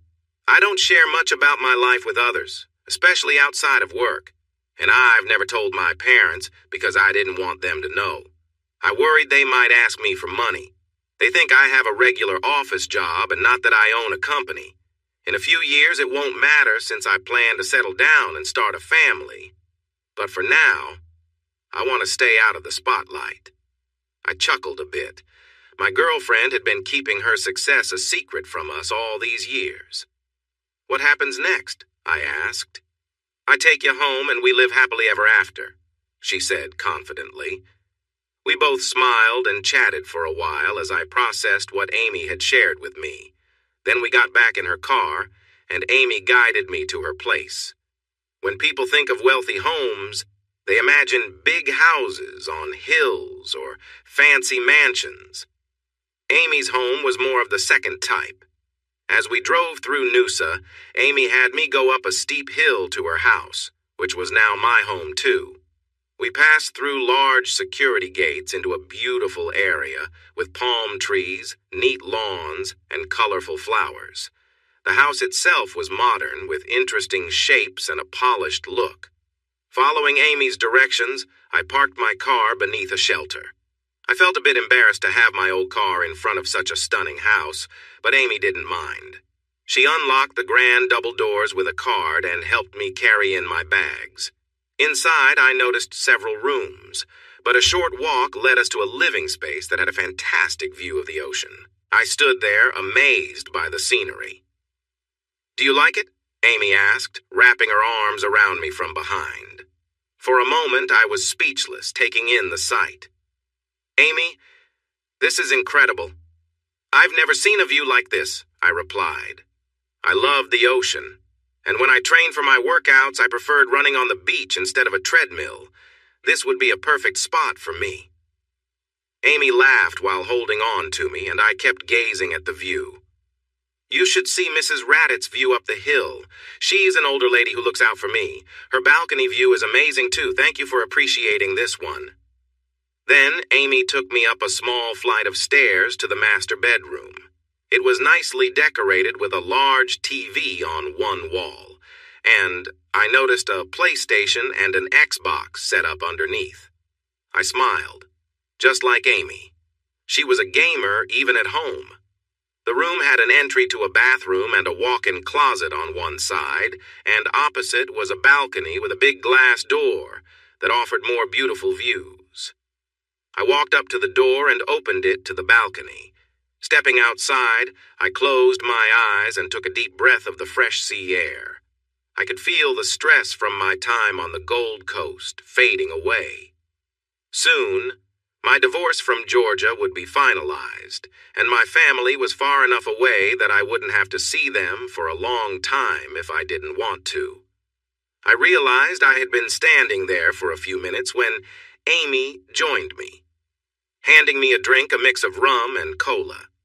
It looked like she had the same.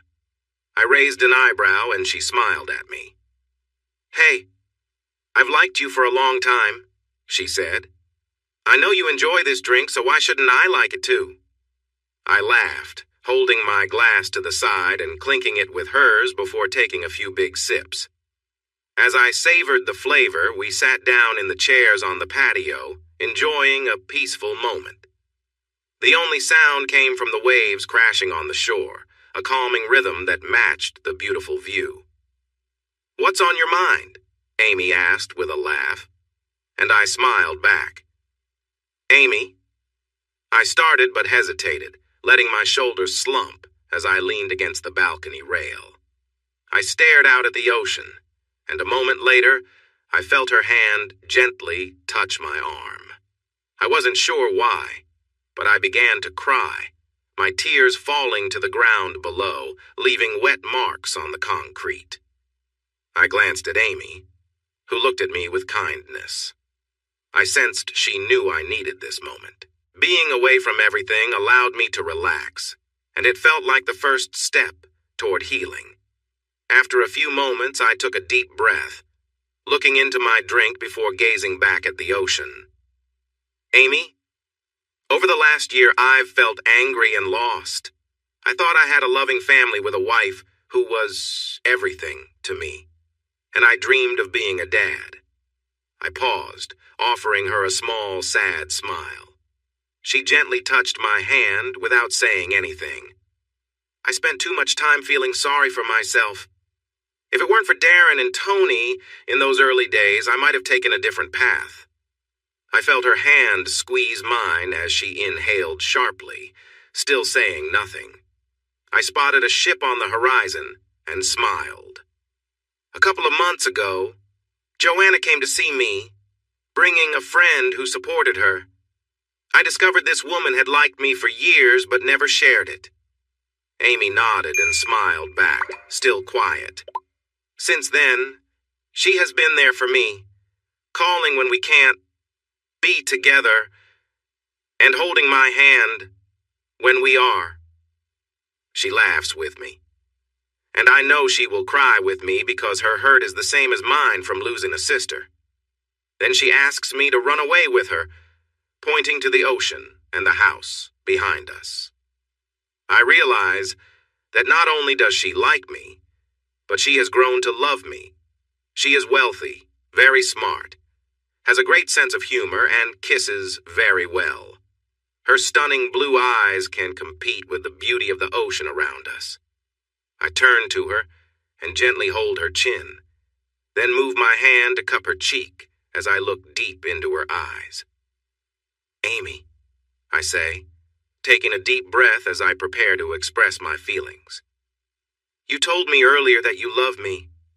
I know I still have scars from my past. I know there's still a lot of pain inside me, but you brought me here because you care. I believe. No, I know that the feelings are there.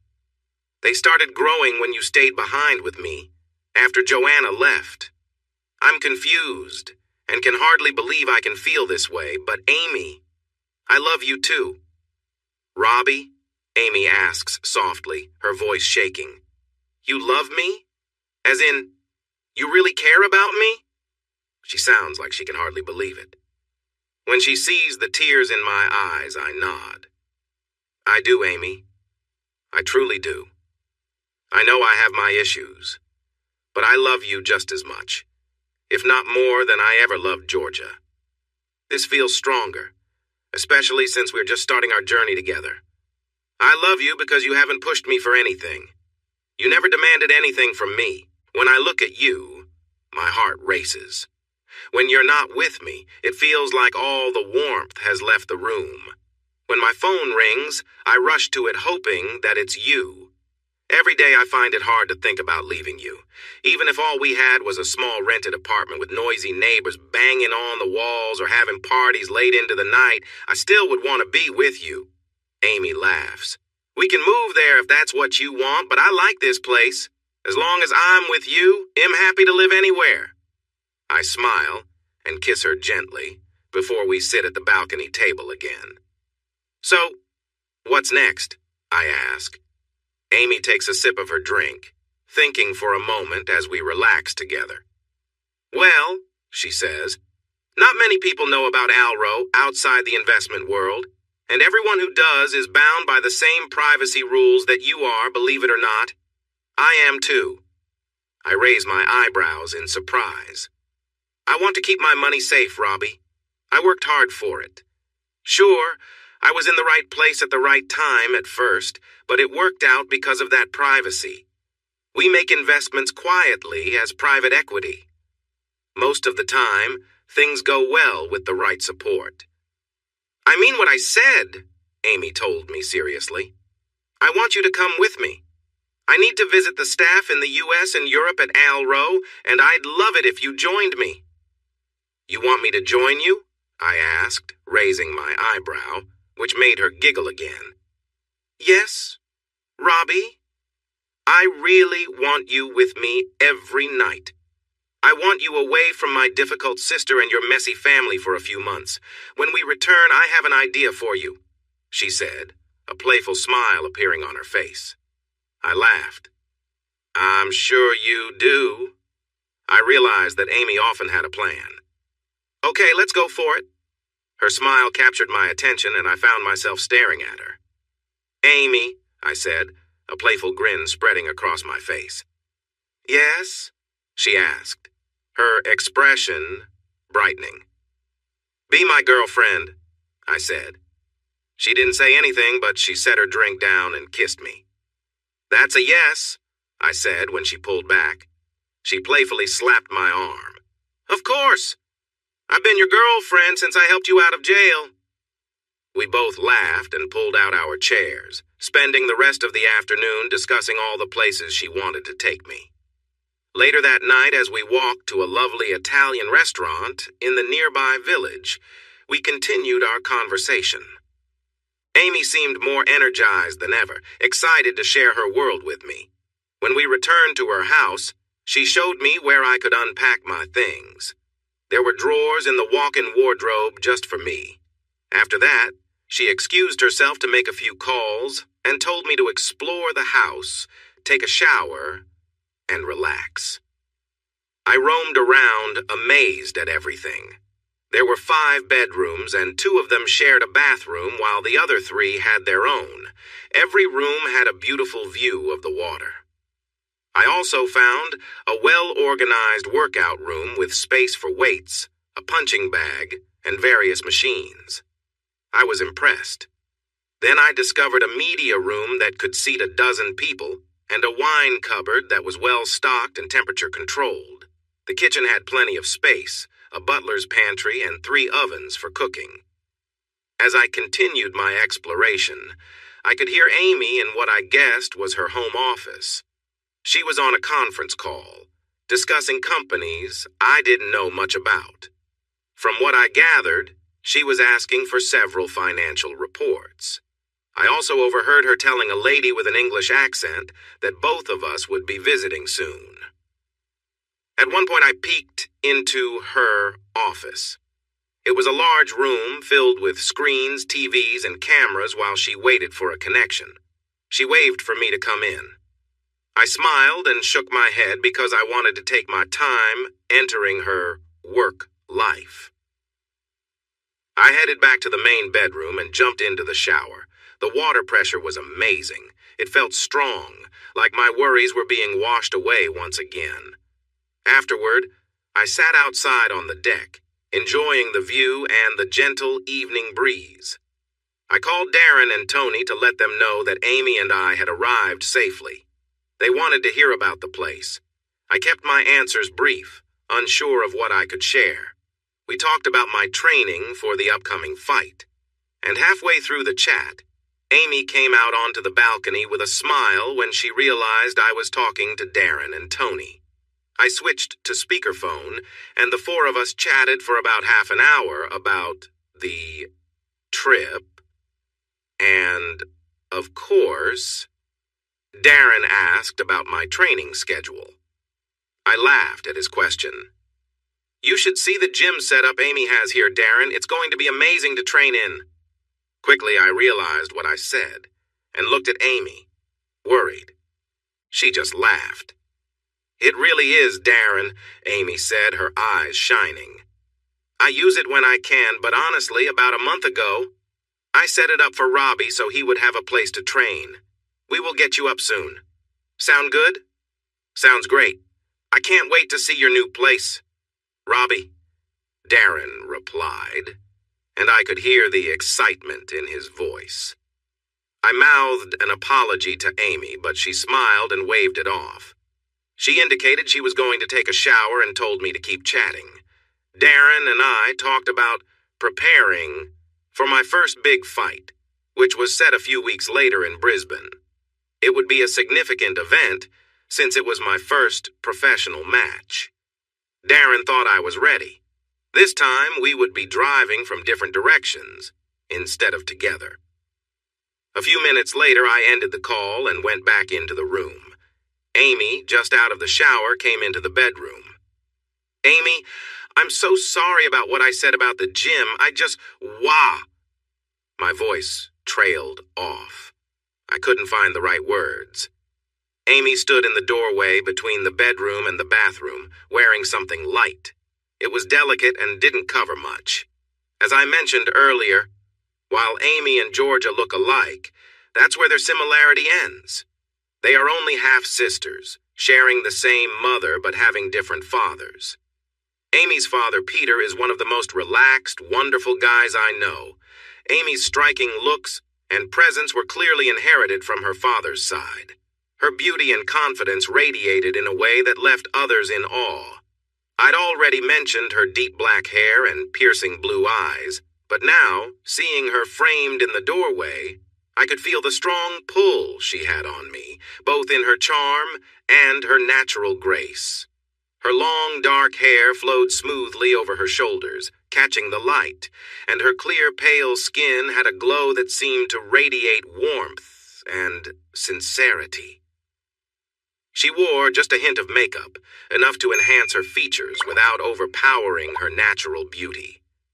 As my gaze moved downward, I took in her tall and graceful figure. She stood with an effortless confidence, her posture open and inviting as she smiled, clearly noticing my admiration. Her gentle laugh broke my gaze, bringing me back to the moment. "You like what you see?"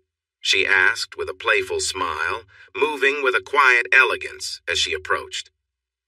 "Amy, you're truly beautiful," I replied, feeling a genuine warmth and excitement as she came closer. She laughed softly, teasing me as our eyes met. "Oh, I bet you say that to everyone," she joked, her eyes sparkling with humor. I took a moment to gather my thoughts. "Honestly, you're the only one who's ever made me lose my train of thought," I answered, smiling back as we shared a few quiet moments. She held out her hand and we moved to sit together, lost in conversation and shared glances. As we sat there enjoying each other's company, we spent the next several minutes simply appreciating the closeness, exchanging smiles and quiet laughter. It was one of those rare, perfect moments where the only thing that mattered was being together and sharing the happiness of each other's company. I felt like Amy was really enjoying herself as she let out a soft sound of pleasure. When I moved to kiss her other nipple, I noticed a tiny drop of moisture forming there. I looked up at Amy, and she was watching me closely, her eyes filled with expectation.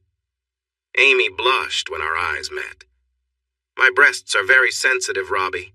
I often leak a little when I'm excited. It's not milk, but..." She didn't finish her thought as I kissed her gently. Amy let out a pleased sound. There was a hint of sweetness to her, mixed with a natural scent that reminded me of her. Though I wanted to keep exploring, I was focused on getting to know my girlfriend's body. I moved down and kissed her stomach, noticing her belly button was unique. A cute little swirl that I admired for a moment. As I continued downward, I chose to skip a certain area. For a moment, Amy looked disappointed, as if she expected me to go there.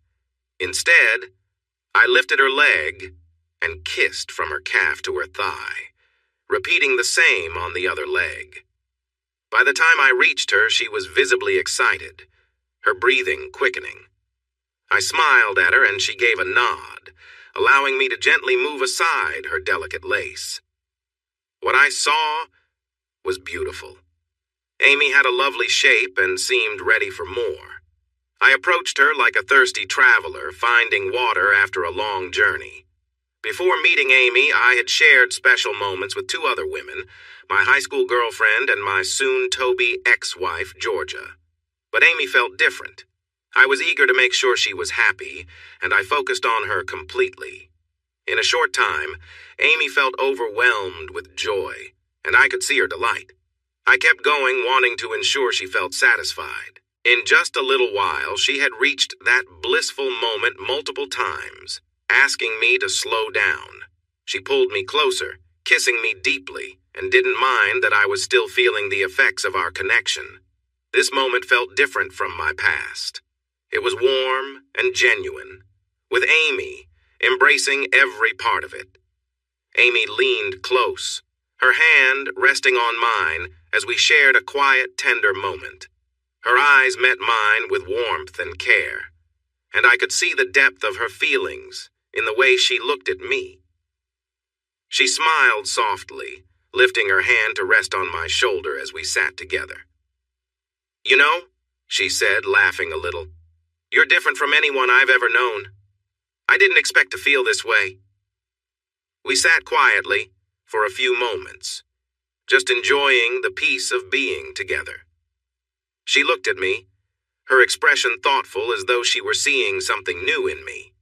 I reached out, placing my hand over hers, feeling a calm happiness I had felt in a long time. The connection between us felt real and meaningful. As we talked, we began sharing little stories and memories, laughing and learning more about each other. It felt effortless, like being with someone I'd known forever. We spent what felt like hours just talking, laughing, and enjoying each other's company, as if time had stopped just for us. After a while, We lay back, watching the ceiling, content in the simple quiet of the room. There was a kind of completeness to it, as though we had both found something we hadn't realized we were searching for. We exchanged small, gentle touches, hands meeting and resting together, savoring the comfort of being close without needing words. It was a moment of peace, the world outside fading away. As the night deepened, we drifted off to sleep, side by side, knowing this was a memory that would stay with us, a quiet, perfect evening, shared with someone who felt like home. Amy slowly leaned forward, her expression filled with trust and warmth as she looked into my eyes. I could feel the depth of her feelings as she took my hand, holding it close, her touch gentle yet steady. She leaned against me, resting her head on my shoulder, and for a moment, everything around us seemed to quiet down. "Robbie, I love you," she whispered, her voice soft and filled with emotion. Her words carried a significance that struck me deeply. I wrapped my arms around her, holding her close, wanting her to know how much I cared. The feeling of simply being together, close and comfortable, was enough to fill the moment. We lay back, holding each other as time passed slowly, sharing small whispers and enjoying each other's presence. She looked up at me, her eyes shining, and I could see how much she trusted me. We were wrapped in a quiet comfort, each moment building on the last, as we lay together in peaceful silence. Later, she got up and walked into the bathroom, bringing back a warm cloth to freshen up. She handed it to me, laughing gently as we took care of the small, simple things together, each gesture filled with care. It was a quiet, special moment that felt like something only the two of us shared. Afterward, she suggested we shower together, leading me into the warm spray of water. We laughed, talking quietly as we washed, the simple act of helping each other a gentle, meaningful ritual. She even had a few shower gels she had chosen just for me, explaining that she wanted me to feel at home in her space.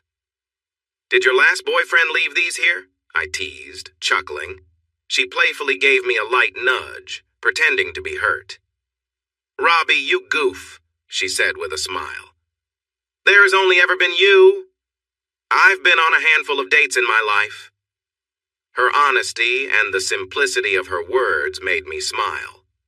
We stood there for a moment, looking at each other, sharing the happiness of knowing that, in each other, we'd found something real. It was a perfect end to a night we'd both remember, but none got more than a kiss on the cheek, and no one had a second date because they weren't you. "It has always been you," she said shyly. I hugged her as she began to tear up, holding her close as the water flowed over us. "I'm sorry, dear," I said gently. "I know you gave me a wonderful gift earlier, but I thought, well, you were so amazing, how could I?" For a moment, she looked up at me, her eyes misty but holding a sparkle of joy. The fear of rejection drifted away as she realized I wasn't judging her for her past. "I'm a bit of a nerd, remember?" Amy said. "I may not have much experience, but I've watched a lot of films and have had some fun toys." She hesitated, deciding if she wanted to share more. I held her close as the water flowed around us. She rested her head on my chest. I thought about going further. I tried a few things, but I couldn't. Amy said, her hands resting gently on me. "But I am so glad I got to be with you first. For so long, I dreamed of you being my first Robbie. I was even jealous of my sister. But tonight I finally felt like I belonged to you." I kissed her softly, and we exchanged sweet words about love and promises for the future. After we got out of the shower and dried off, we returned to the bedroom, changed the sheets, and snuggled in bed, our arms around each other. As we both drifted off, I reflected on the past year. Despite the rough times in my life, I felt thankful that everything had happened as it did, because it led me here, in Amy's arms. I listened as Amy's breathing grew steady and deep as she fell asleep. I kissed her head, feeling sleep pull me in too. I whispered, "I love you," as my last thought. It felt like she tightened her hold and sighed lightly as I finally fell into a deep sleep for the first time in months. The next month was full of activity.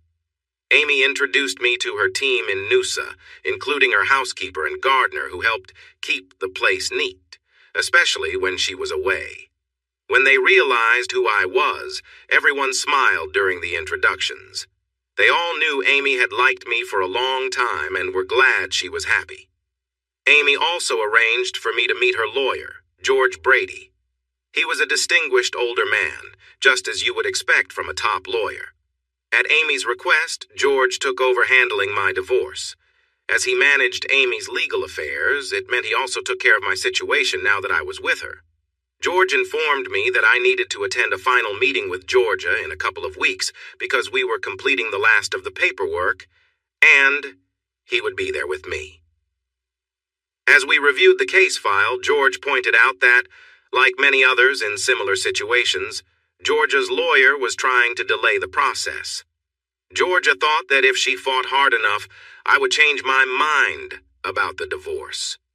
However, I was clear that nothing would stop the divorce since we had proof from my video and a test showing that while Georgia's son was connected to me, he was not my son. There would be no chance of us getting back together, and neither Georgia nor my family could change my mind. I told George that at first, Georgia and my family had tried to pass her child off as mine. But they backed off when my previous lawyer explained that it could be seen as dishonesty and would not look good for any of them if it became known. As my new lawyer, George believed we would not have any trouble finishing the divorce. I was a bit surprised when he changed the subject. Peering over his glasses, he warned me to take care of Amy. He saw Amy less as a client and more like a daughter, so he would be keeping an eye on me. I smiled back and assured him I would be careful to ensure he did not take advantage of Amy, since he was a tough lawyer. By the end of our conversation, we shared a good laugh like old friends, both pushing each other yet showing we cared about Amy. It felt different, but I realized for the first time, I liked a lawyer. Over the next few years, George would become a close friend. I believe Amy and I spent more time with him and his wife, Cynthia, than we did in a professional setting. Amy also asked George to help me update my passport and arrange my visas so that I could travel with her on her upcoming trip abroad. We were set to leave a few days after the divorce was finalized. The last thing on my mind was my first professional fight coming up. It would take place in Brisbane, and I was a bit nervous because it was going to be broadcast on one of the cable channels. The opponent I was facing was a professional fighter from the States. I was to serve as a warm-up match before he faced a well-known Aussie fighter scheduled to fight him a couple of weeks after me. I anticipated the fight to be tough. I knew I could hold my ground against him, but I wasn't expecting to win. I was surprised when Amy arranged for Darren and Tony to sign privacy agreements a few weeks before the fight, bringing them in to help me train for the last 2 weeks. Darren would work with me on my training, while Tony managed my diet. Once they got over the initial shock of Amy's situation, Darren took training seriously, pushing me hard hour after hour. We ran 10 kilometers on the beach 2 times each day. Darren made me run at least half of that on the soft sand before pushing me hard in the gym. Darren worked as a trainer at a gym that focused on martial arts. We met a few years back when I wanted to try different styles. At first, I trained for mental focus. The variety of movements helped me relax and taught me to respond better in my business life. After training with me for a few months, Darren thought I had potential as an amateur MMA fighter. He believed I could benefit from participating in some local matches. Over the years, Darren became my mentor and coach through many fights. Though I had only made a little money from fighting, my reputation increased. Last year, I had a lot of energy to release, which caught the attention of the National MMA League. They wanted me to fight a professional. This televised fight meant we would earn a good paycheck, win or lose. For Darren, even a draw would be almost 3 months' worth of pay. I didn't have a job, so earning some extra money made me feel less like I was living off my girlfriend, Amy. Every other day, Darren changed our routine. We would run twice the distance with a light workout, then spend hours watching my opponent's fight videos to discuss strategy. The best part of my day was the evenings. Amy gave me wonderful massages to help my tired muscles relax. Tony prepared our meals. I was used to strict diets before fights, but this was even more controlled. She managed calories, sugars, and fats very well. Tony was great at cooking, and I was glad the food tasted good. When she wasn't focusing on my diet, Tony spent a lot of time with Amy. I noticed a sisterly bond forming between Tony and Amy. Tony had lost her younger sister in a tragic accident years ago, so I was happy that Amy could provide her with some comfort. On the day of the fight, Amy, Darren, Tony, and I traveled to Brisbane in Darren's truck. I was surprised to see some of Amy's staff there, too. They had never seen an MMA fight before. MMA means mixed martial arts. I used my black belt in karate and my Muay Thai skills together, believing it was a strong combination. In the dressing room, we prepared for the fight. While Amy and Tony watched, I went through my warm-up exercises with Darren, focusing on stretching and movement. The goal was to be ready to face my opponent right away when I entered the ring. The event organizer came in about an hour before the fight to tell us that the reporters and camera crews were ready for the pre-fight meeting.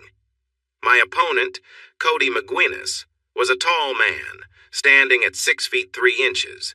He was very big and strong, especially in his arms.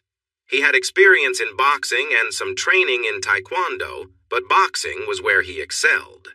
He joined the U.S. Professional League a few years back after winning 3 fights by knockout. He was ranked a bit below middle in the Professional MMA League in the U.S. While he wasn't super famous, many people followed his matches, which helped get this fight shown on cable sports channels. He made good money, but I thought about how he could retire comfortably with the costs of his team that traveled the world with him. As we walked to the interview area, Cody and I posed for a few promotional shots together, and then separately. We also did some more intense poses together before heading to the weigh-in. I thought Cody was a decent guy beneath his tough exterior, but he seemed confident about winning. After the promotional part was over, he came up to shake my hand. "I wish you luck tonight, Robbie, but I have to say I'm sorry that I will have to beat you," Cody said seriously. I rolled my eyes, thinking it was all part of the mental game we fighters played with each other. "No worries, mate," I joked, using a playful accent. "Just make sure to delay your next fight after I get you checked out at the hospital," I replied, with a grin. He chuckled good-naturedly, resting his hands on his hips. "Sure, little man, whatever you say.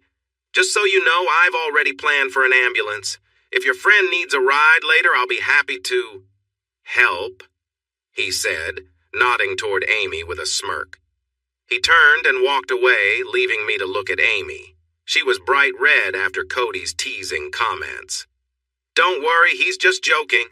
It's part of the mind games to get into my head before we fight," I assured her as I walked over. "I know," she replied, watching him leave. "But that still seems really mean." I chuckled. Honestly, he was pretty mild. Some guys really go all out, swearing and getting in your face. We both laughed at that. "Speaking of families," Tony interrupted, looking a bit shy. "Your family is in the audience tonight." "What?" Amy and I exclaimed together, turning to Tony. She nodded. Sorry, but I thought you should know now so you can get ready," Tony said. I saw them in line for tickets earlier. It seemed like everyone was here. Georgia, Joanna, your parents, and even your brother. Just what I needed, I said, feeling down. Suddenly, Amy pulled me aside. Use it, she said urgently. Use what? I replied. Them! She pointed towards the stage doors where the crowd would soon fill the arena. Use the hurt they've caused you to fuel your fight. If you can't move on from it, let it drive you to show them your strength. About an hour later, I was feeling loose and ready when I stepped into the ring. I glanced at my family. They waved, but I looked away. The fight took place in a small arena that was about half full. If it weren't for my opponent, it could have been at a nice gym. The event organizers wanted Cody to get used to the venue for his bigger fight in a few weeks. According to reports, I was just a warm-up for him. The arena had over 700 seats, and my family ended up in the upper sections, which was fine by me. None of them had come to any of my fights before, including Georgia. She thought it was too brutal. And while she liked fitness and a fit partner, she wouldn't attend when we were together. Now that we were separating, it was clear they wanted me back at Total Build. I figured the upcoming court date was the only reason they showed up. Through Amy's dad, Peter, I learned that Total Build was struggling. My parents had to let go of about a third of the staff. They lost several clients because of mismanaged quotes, including the job that started all of this chaos. While she loved being a mom, Peter mentioned that Georgia wasn't happy with Brad Jr. My older brother was not stepping up as a father. After I left, he quickly moved in with my ex-wife. I heard gossip that he preferred drinking or pretending to work instead of being at home. He often referred to his son as the brat, thinking it was funny. So, with some satisfaction knowing my family was having a tough time and my ex-wife was struggling, I was ready to take on Cody with everything I had. Cody entered the arena to a much louder cheer than I received. Music played and a big video showed him off as the top fighter in what he thought was a small scene. We touched gloves and returned to our corners. When the bell rang, we both rushed out fast. Cody, with his boxing skills, aimed for my face with quick punches to throw me off balance. I quickly dodged, going for his legs with some moves I'd learned. He nearly fell 3 times in that first round, but managed to stay upright. He hit me a couple of times. I have to admit they hurt a bit, but I got in a few good hits on his sides, so I knew I had made my mark too. By the end of that round, I felt we were about even. When the bell rang for the second round, I noticed that Cody seemed more careful now. In round 2, we exchanged punches again. As a boxer, he focused on my head, trying to land a knockout punch. He hit me a couple more times, making me feel a bit dizzy, but I fought back hard, landing several punches to his midsection and legs, and even one to his head. Still, he managed to remain on his feet. During round 3, we moved around, and the referee had to step in to separate us when we got too close. That's when I made a mistake. For just a moment, I took my eyes off Cody. I got distracted by my older brother who was laughing and pointing at me. That moment of distraction cost me. Cody's punch hit me right in the face, and I fell hard. For a moment, I was stunned, and the referee started counting. By the time I realized what was happening, he was at 4. I got back up, and the referee looked me in the eyes to check if I could continue. I nodded, but couldn't help glancing at my brother, who was grinning and chatting with everyone around him, his arm around Georgia's shoulders. My parents and sister were laughing at whatever he was saying. I felt a rush of anger.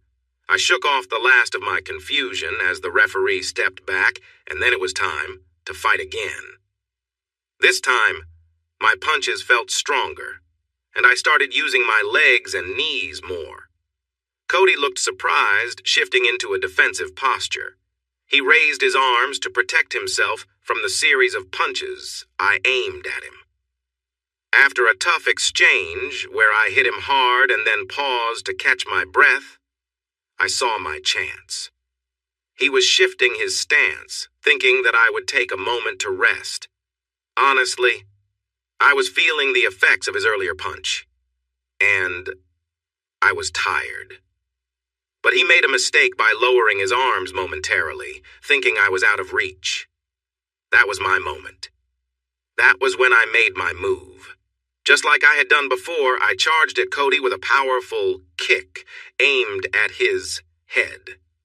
As I launched my attack, everything seemed to slow down, and I focused on my goal. The noise from the crowd quieted down, and all eyes seemed to focus on my foot, moving towards Cody's head. I turned my body while kicking, putting extra force into my strike. My foot hit his cheek, and he'll never forget the gasp from the audience.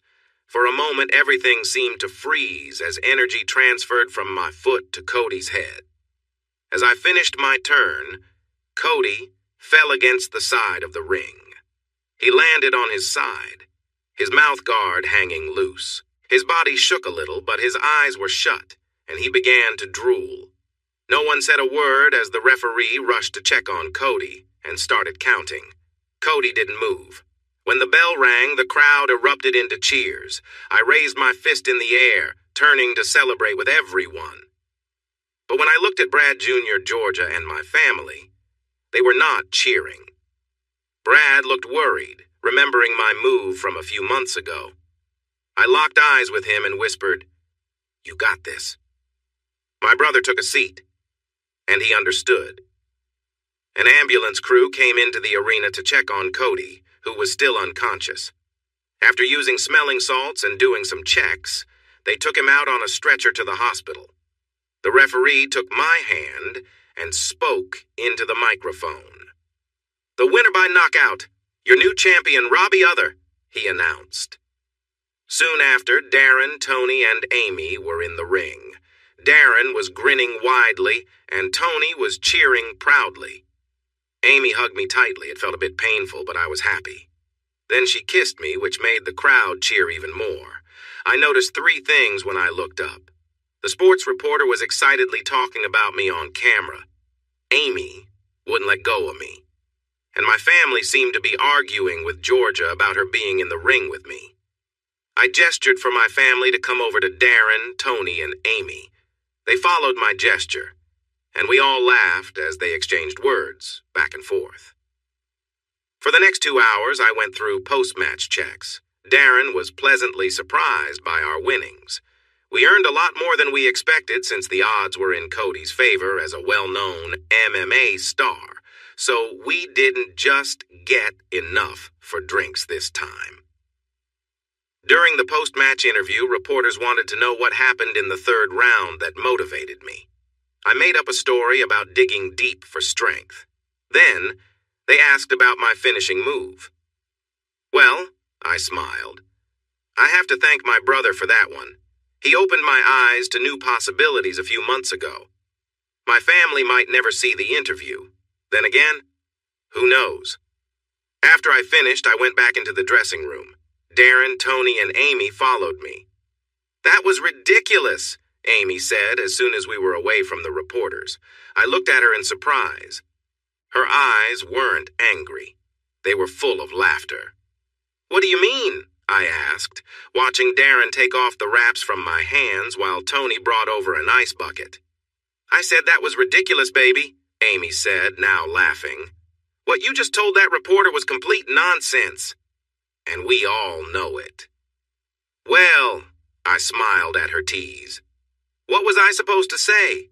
I got upset because my brother was laughing at me while holding my soon-to-be ex-wife?" "I wouldn't have said it that way," Amy replied, trying to hold back her laughter. "But I know what really happened." Suddenly, Amy burst into laughter, and soon, Darren, Tony, and I joined in. Darren finished removing my wraps and had me put my hands in the ice for about 15 minutes. My gloves were lighter than most, which made the hits more intense. Even though I won against Cody, he still gave me a tough match.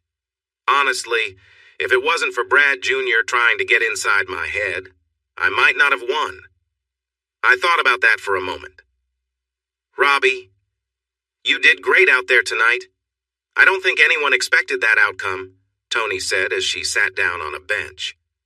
Me neither, I agreed, also taking a seat. My knuckles were starting to feel better, though I expected some swelling. Cody was a strong opponent. You did well, buddy, Darren said wisely. When you got back up after that hit, I thought you might lose your composure, but you kept it together. You found your openings, and wow, where did that kick come from? I explained how I had used a similar move against Brad a few months ago. Up until that point, Darren and Tony knew I had some trouble with the law, but didn't realize I had put Brad in the hospital for a couple of days. We laughed and discussed various moments from the fight while I relaxed. Darren noted that I had cooled down and took me into another room for a warm-down massage to help with my muscles before they tightened up. Afterwards, he sent me to shower in the locker room. When I got there, I found Amy in the shower, standing under the warm water with some soap and a washcloth.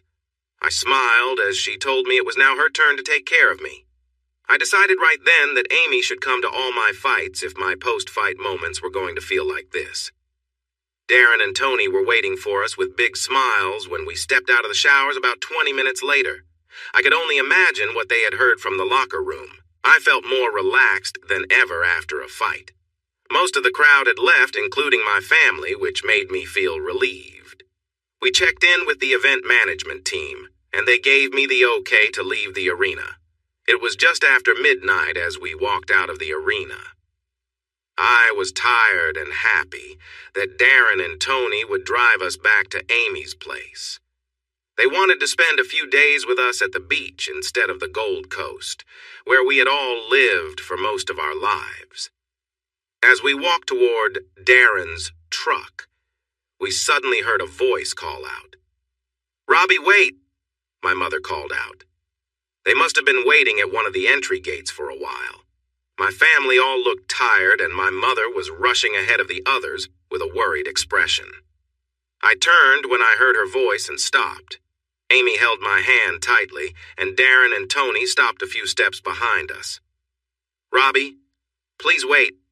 Don't go," my mother said, closing the distance between us. I let go of Amy's hand and crossed my arms over my chest, looking at my mother. She didn't look well.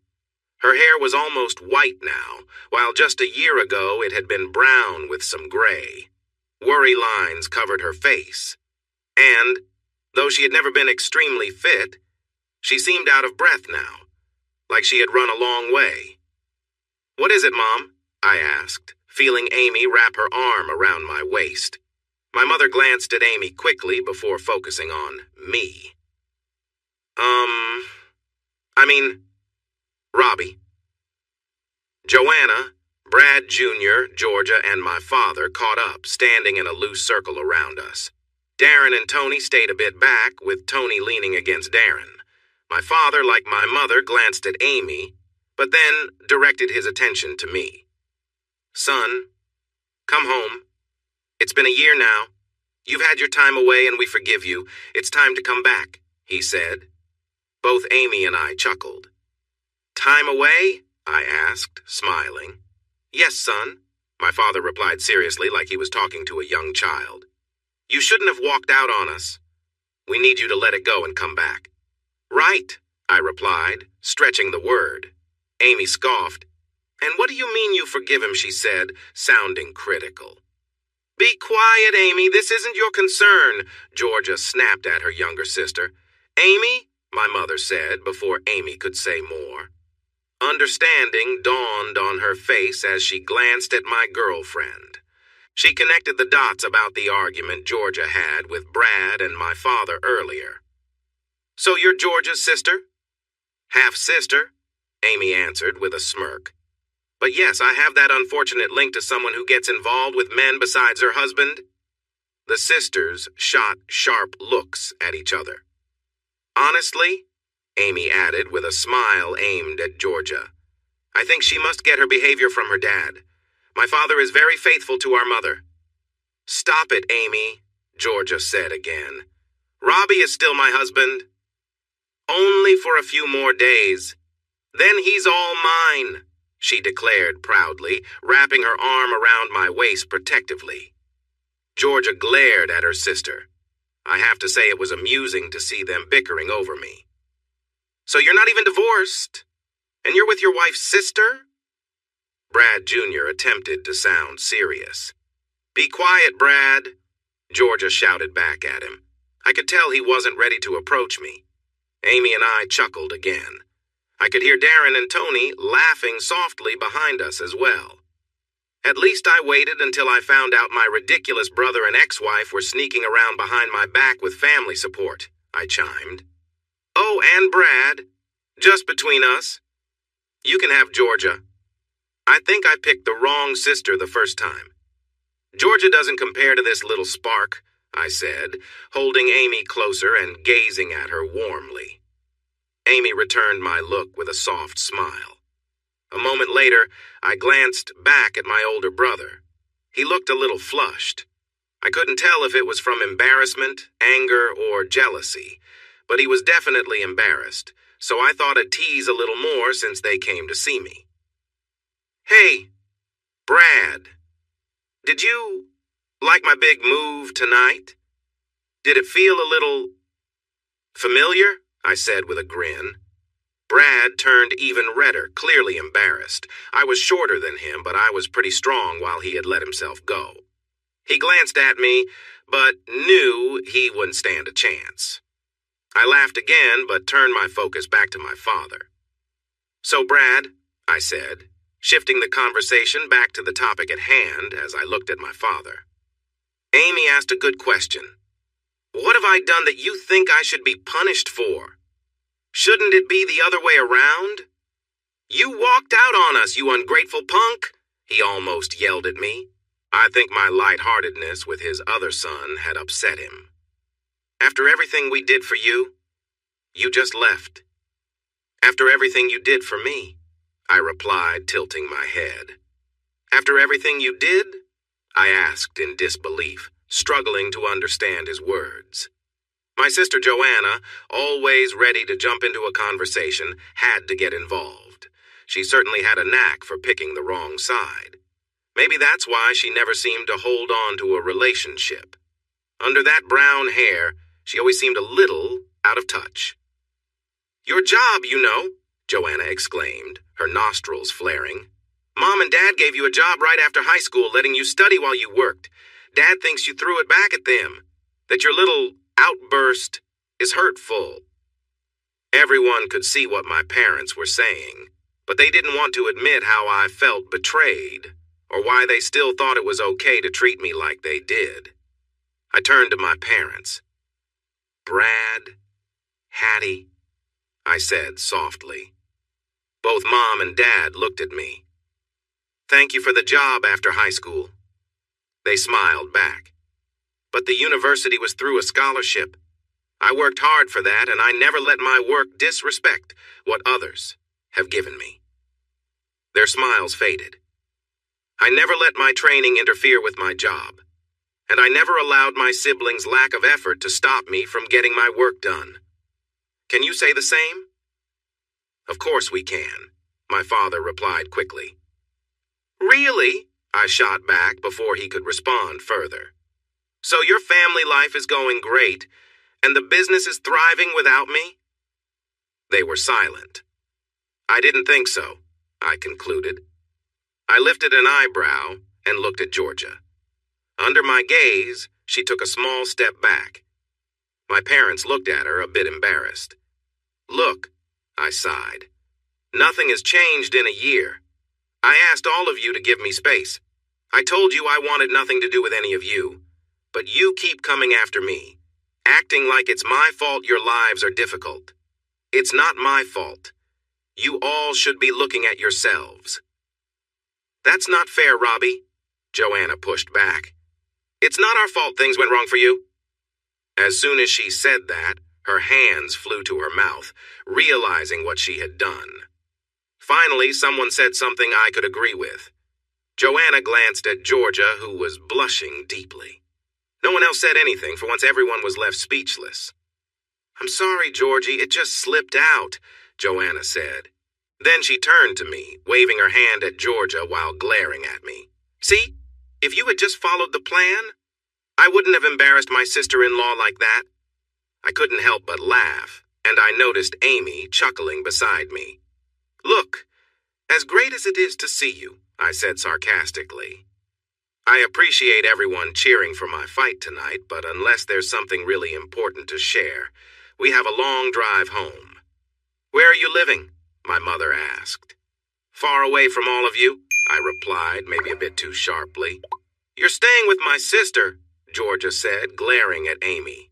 Sister? Amy said cheerfully, highlighting the tension. Sorry, sis, but I've only been with one guy in my whole life, and I'm not letting him go. I'm with Robbie now. You missed your chance. All right, ladies, I said. Georgia, it's time for you to move on. I don't want anything to do with you after how you treated me. The child isn't even mine. Amy, I said. She looked up at me with big eyes. Easy now. Amy gave a playful bark and smiled, looking quite happy. If she had a tail, I was sure it would be wagging. Everyone else, I told my family, understand that I'm not going back to Total Build. I have no desire to see, hear from, or talk to any of you if I can avoid it. But why? My mother asked, her voice sad. Do you really need me to explain after everything that happened this past year? Have you heard anything I've said? I replied. Come on, son. Haven't you ever made a mistake? Dad asked softly. Yes, many. But unlike you, I take responsibility for them. If I mess up, I apologize and try to make things right. I don't ignore someone's pain. Believe me, I feel hurt. Robbie, we're sorry, Mom began, but Dad interrupted her, holding her arm. Is that how you really feel? He asked. Can't you see it? I told him. You keep treating me poorly and act like nothing is wrong. Yet you think I'm the one to blame. That's not right. Of course I feel this way. For a moment, everyone was silent. Dad just looked at me deep in thought. Part of me hoped they would finally understand what I've been through.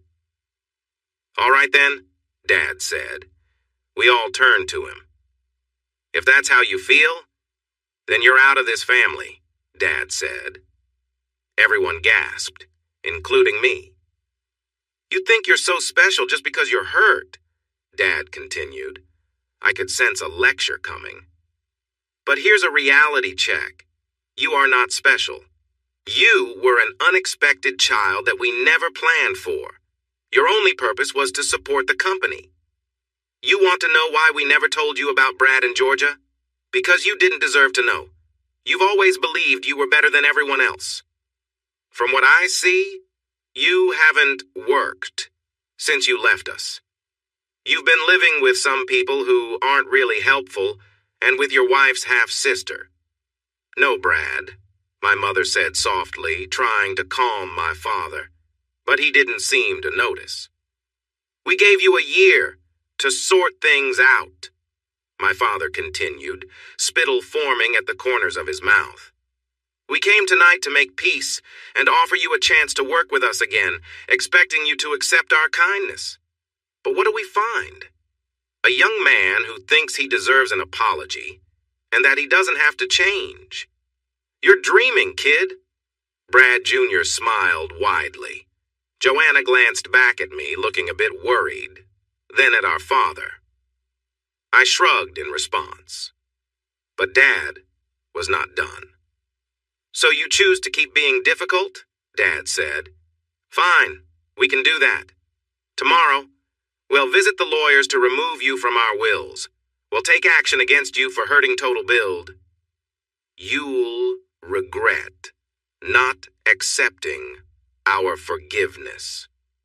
For the rest of your life, you'll remember when we took everything from you, leaving you with nothing and making you pay us back for years because you couldn't get your act together. Are you done?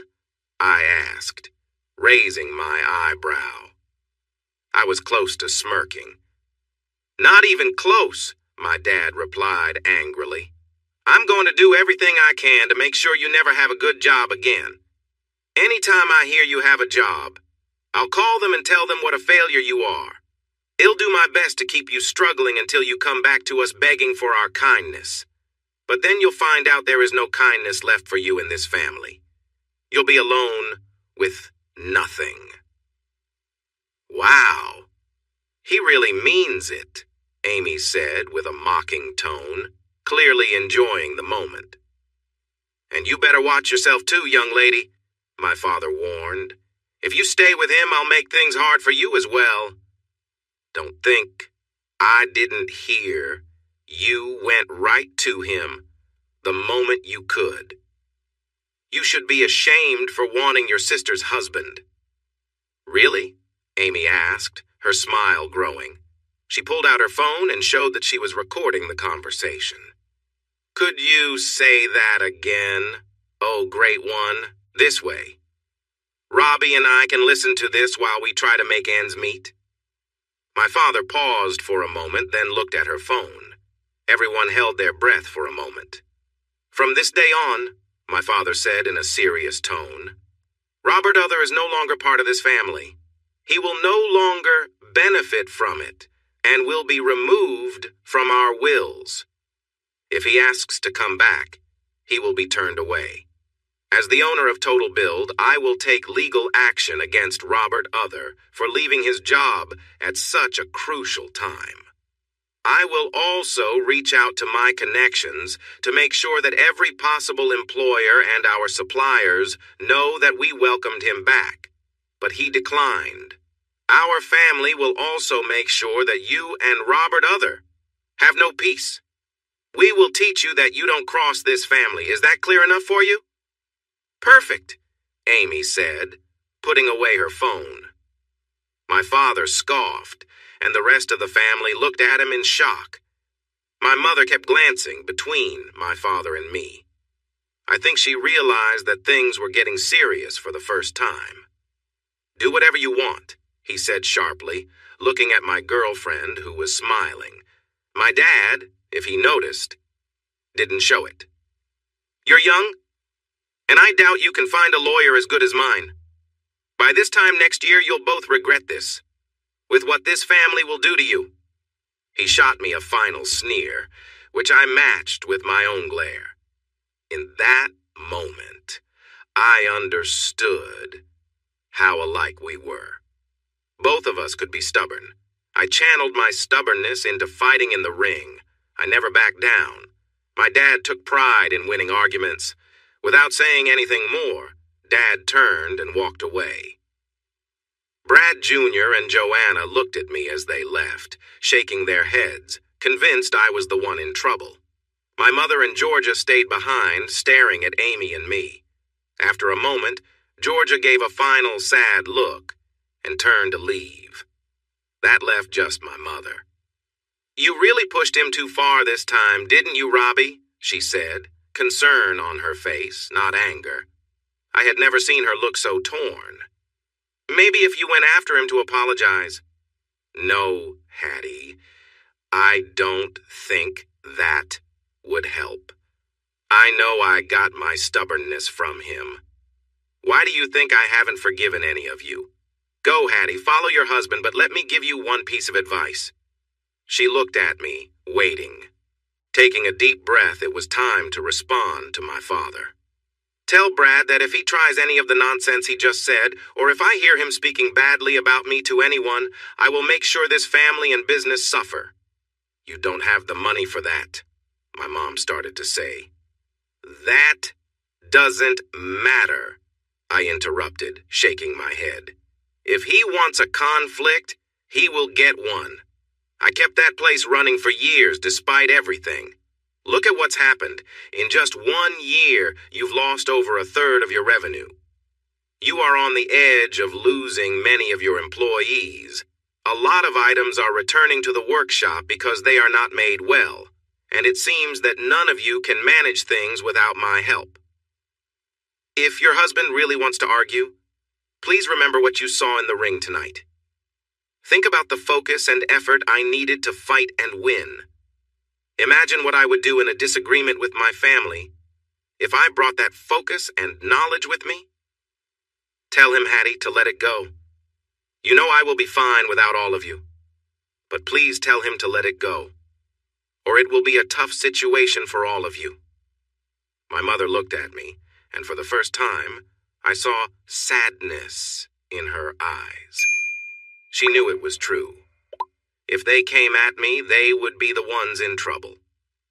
It won't help, Robbie, Mum sighed. He means what he said to you tonight. I've been trying to convince him, but he won't listen. Tears rolled down my mother's cheeks. Robbie, your father said that you were unexpected, and that's true, Mum whispered. But don't ever think you were a mistake. I love you, my dear boy, and I'm sorry. We should have never hidden Georgia and Brad's situation from you or about the child, but I won't regret my grandchild, even if it was unexpected. Mum paused, looking sad. She glanced at me as if she wanted to say more, then looked at Amy. Please, take care of my son for me. He's alone now, and he will need someone for what's coming. Oh, we saw tonight that Robbie knows how to handle himself, Amy replied with a hint of pride. Mum shook her head. Not like this. He doesn't. His father will come at him as he said he would. He will try to put Robbie down just to prove a point. For the first time, Tony stepped forward. Then you need to stand up to your husband, Hattie, Tony said. Tell him to back off. This is your son he's going after. Mum shook her head again. It won't help. Mum looked at me. I'm so sorry, Robbie. If I never see you again, please know that even though I can't say it again, I will always love you. You were the heart of this family, and we harmed you for no reason except our pride. You are the best of us. Always remember that. But do what you have to do. For what it's worth, Mum paused as her expression grew serious. I don't think the rest of them stand a chance, but I have to stand by my husband. I know, Mum, I replied, feeling sad. Suddenly she looked at me. It was the first time she had heard me call her Mum in over a year. She regarded me, then nodded gently. I will love you forever, Mum said, turning to head back to her family. Before she could fully turn, I rushed the few steps between us and gave her a big hug. For almost 2 minutes we stood there, unmoving. I realized my mother was caught in a difficult place. I understood how she thought. She needed to help as many family members as she could, even if it meant having to let go of one of us. We might have stayed in our embrace longer, but I heard my dad calling her name from far away. I let go of Mum. She turned to me, held my face gently, and kissed my cheek. Goodbye, Robbie, she whispered. Goodbye, Mum, I replied softly. We both cried as she walked away. Hey, everyone! Thanks for watching. Don't forget to subscribe and turn on notifications so you won't miss any of the exciting stories we have coming up. What do you think about the characters in this story? Let us know in the comments. We'd love to hear from you.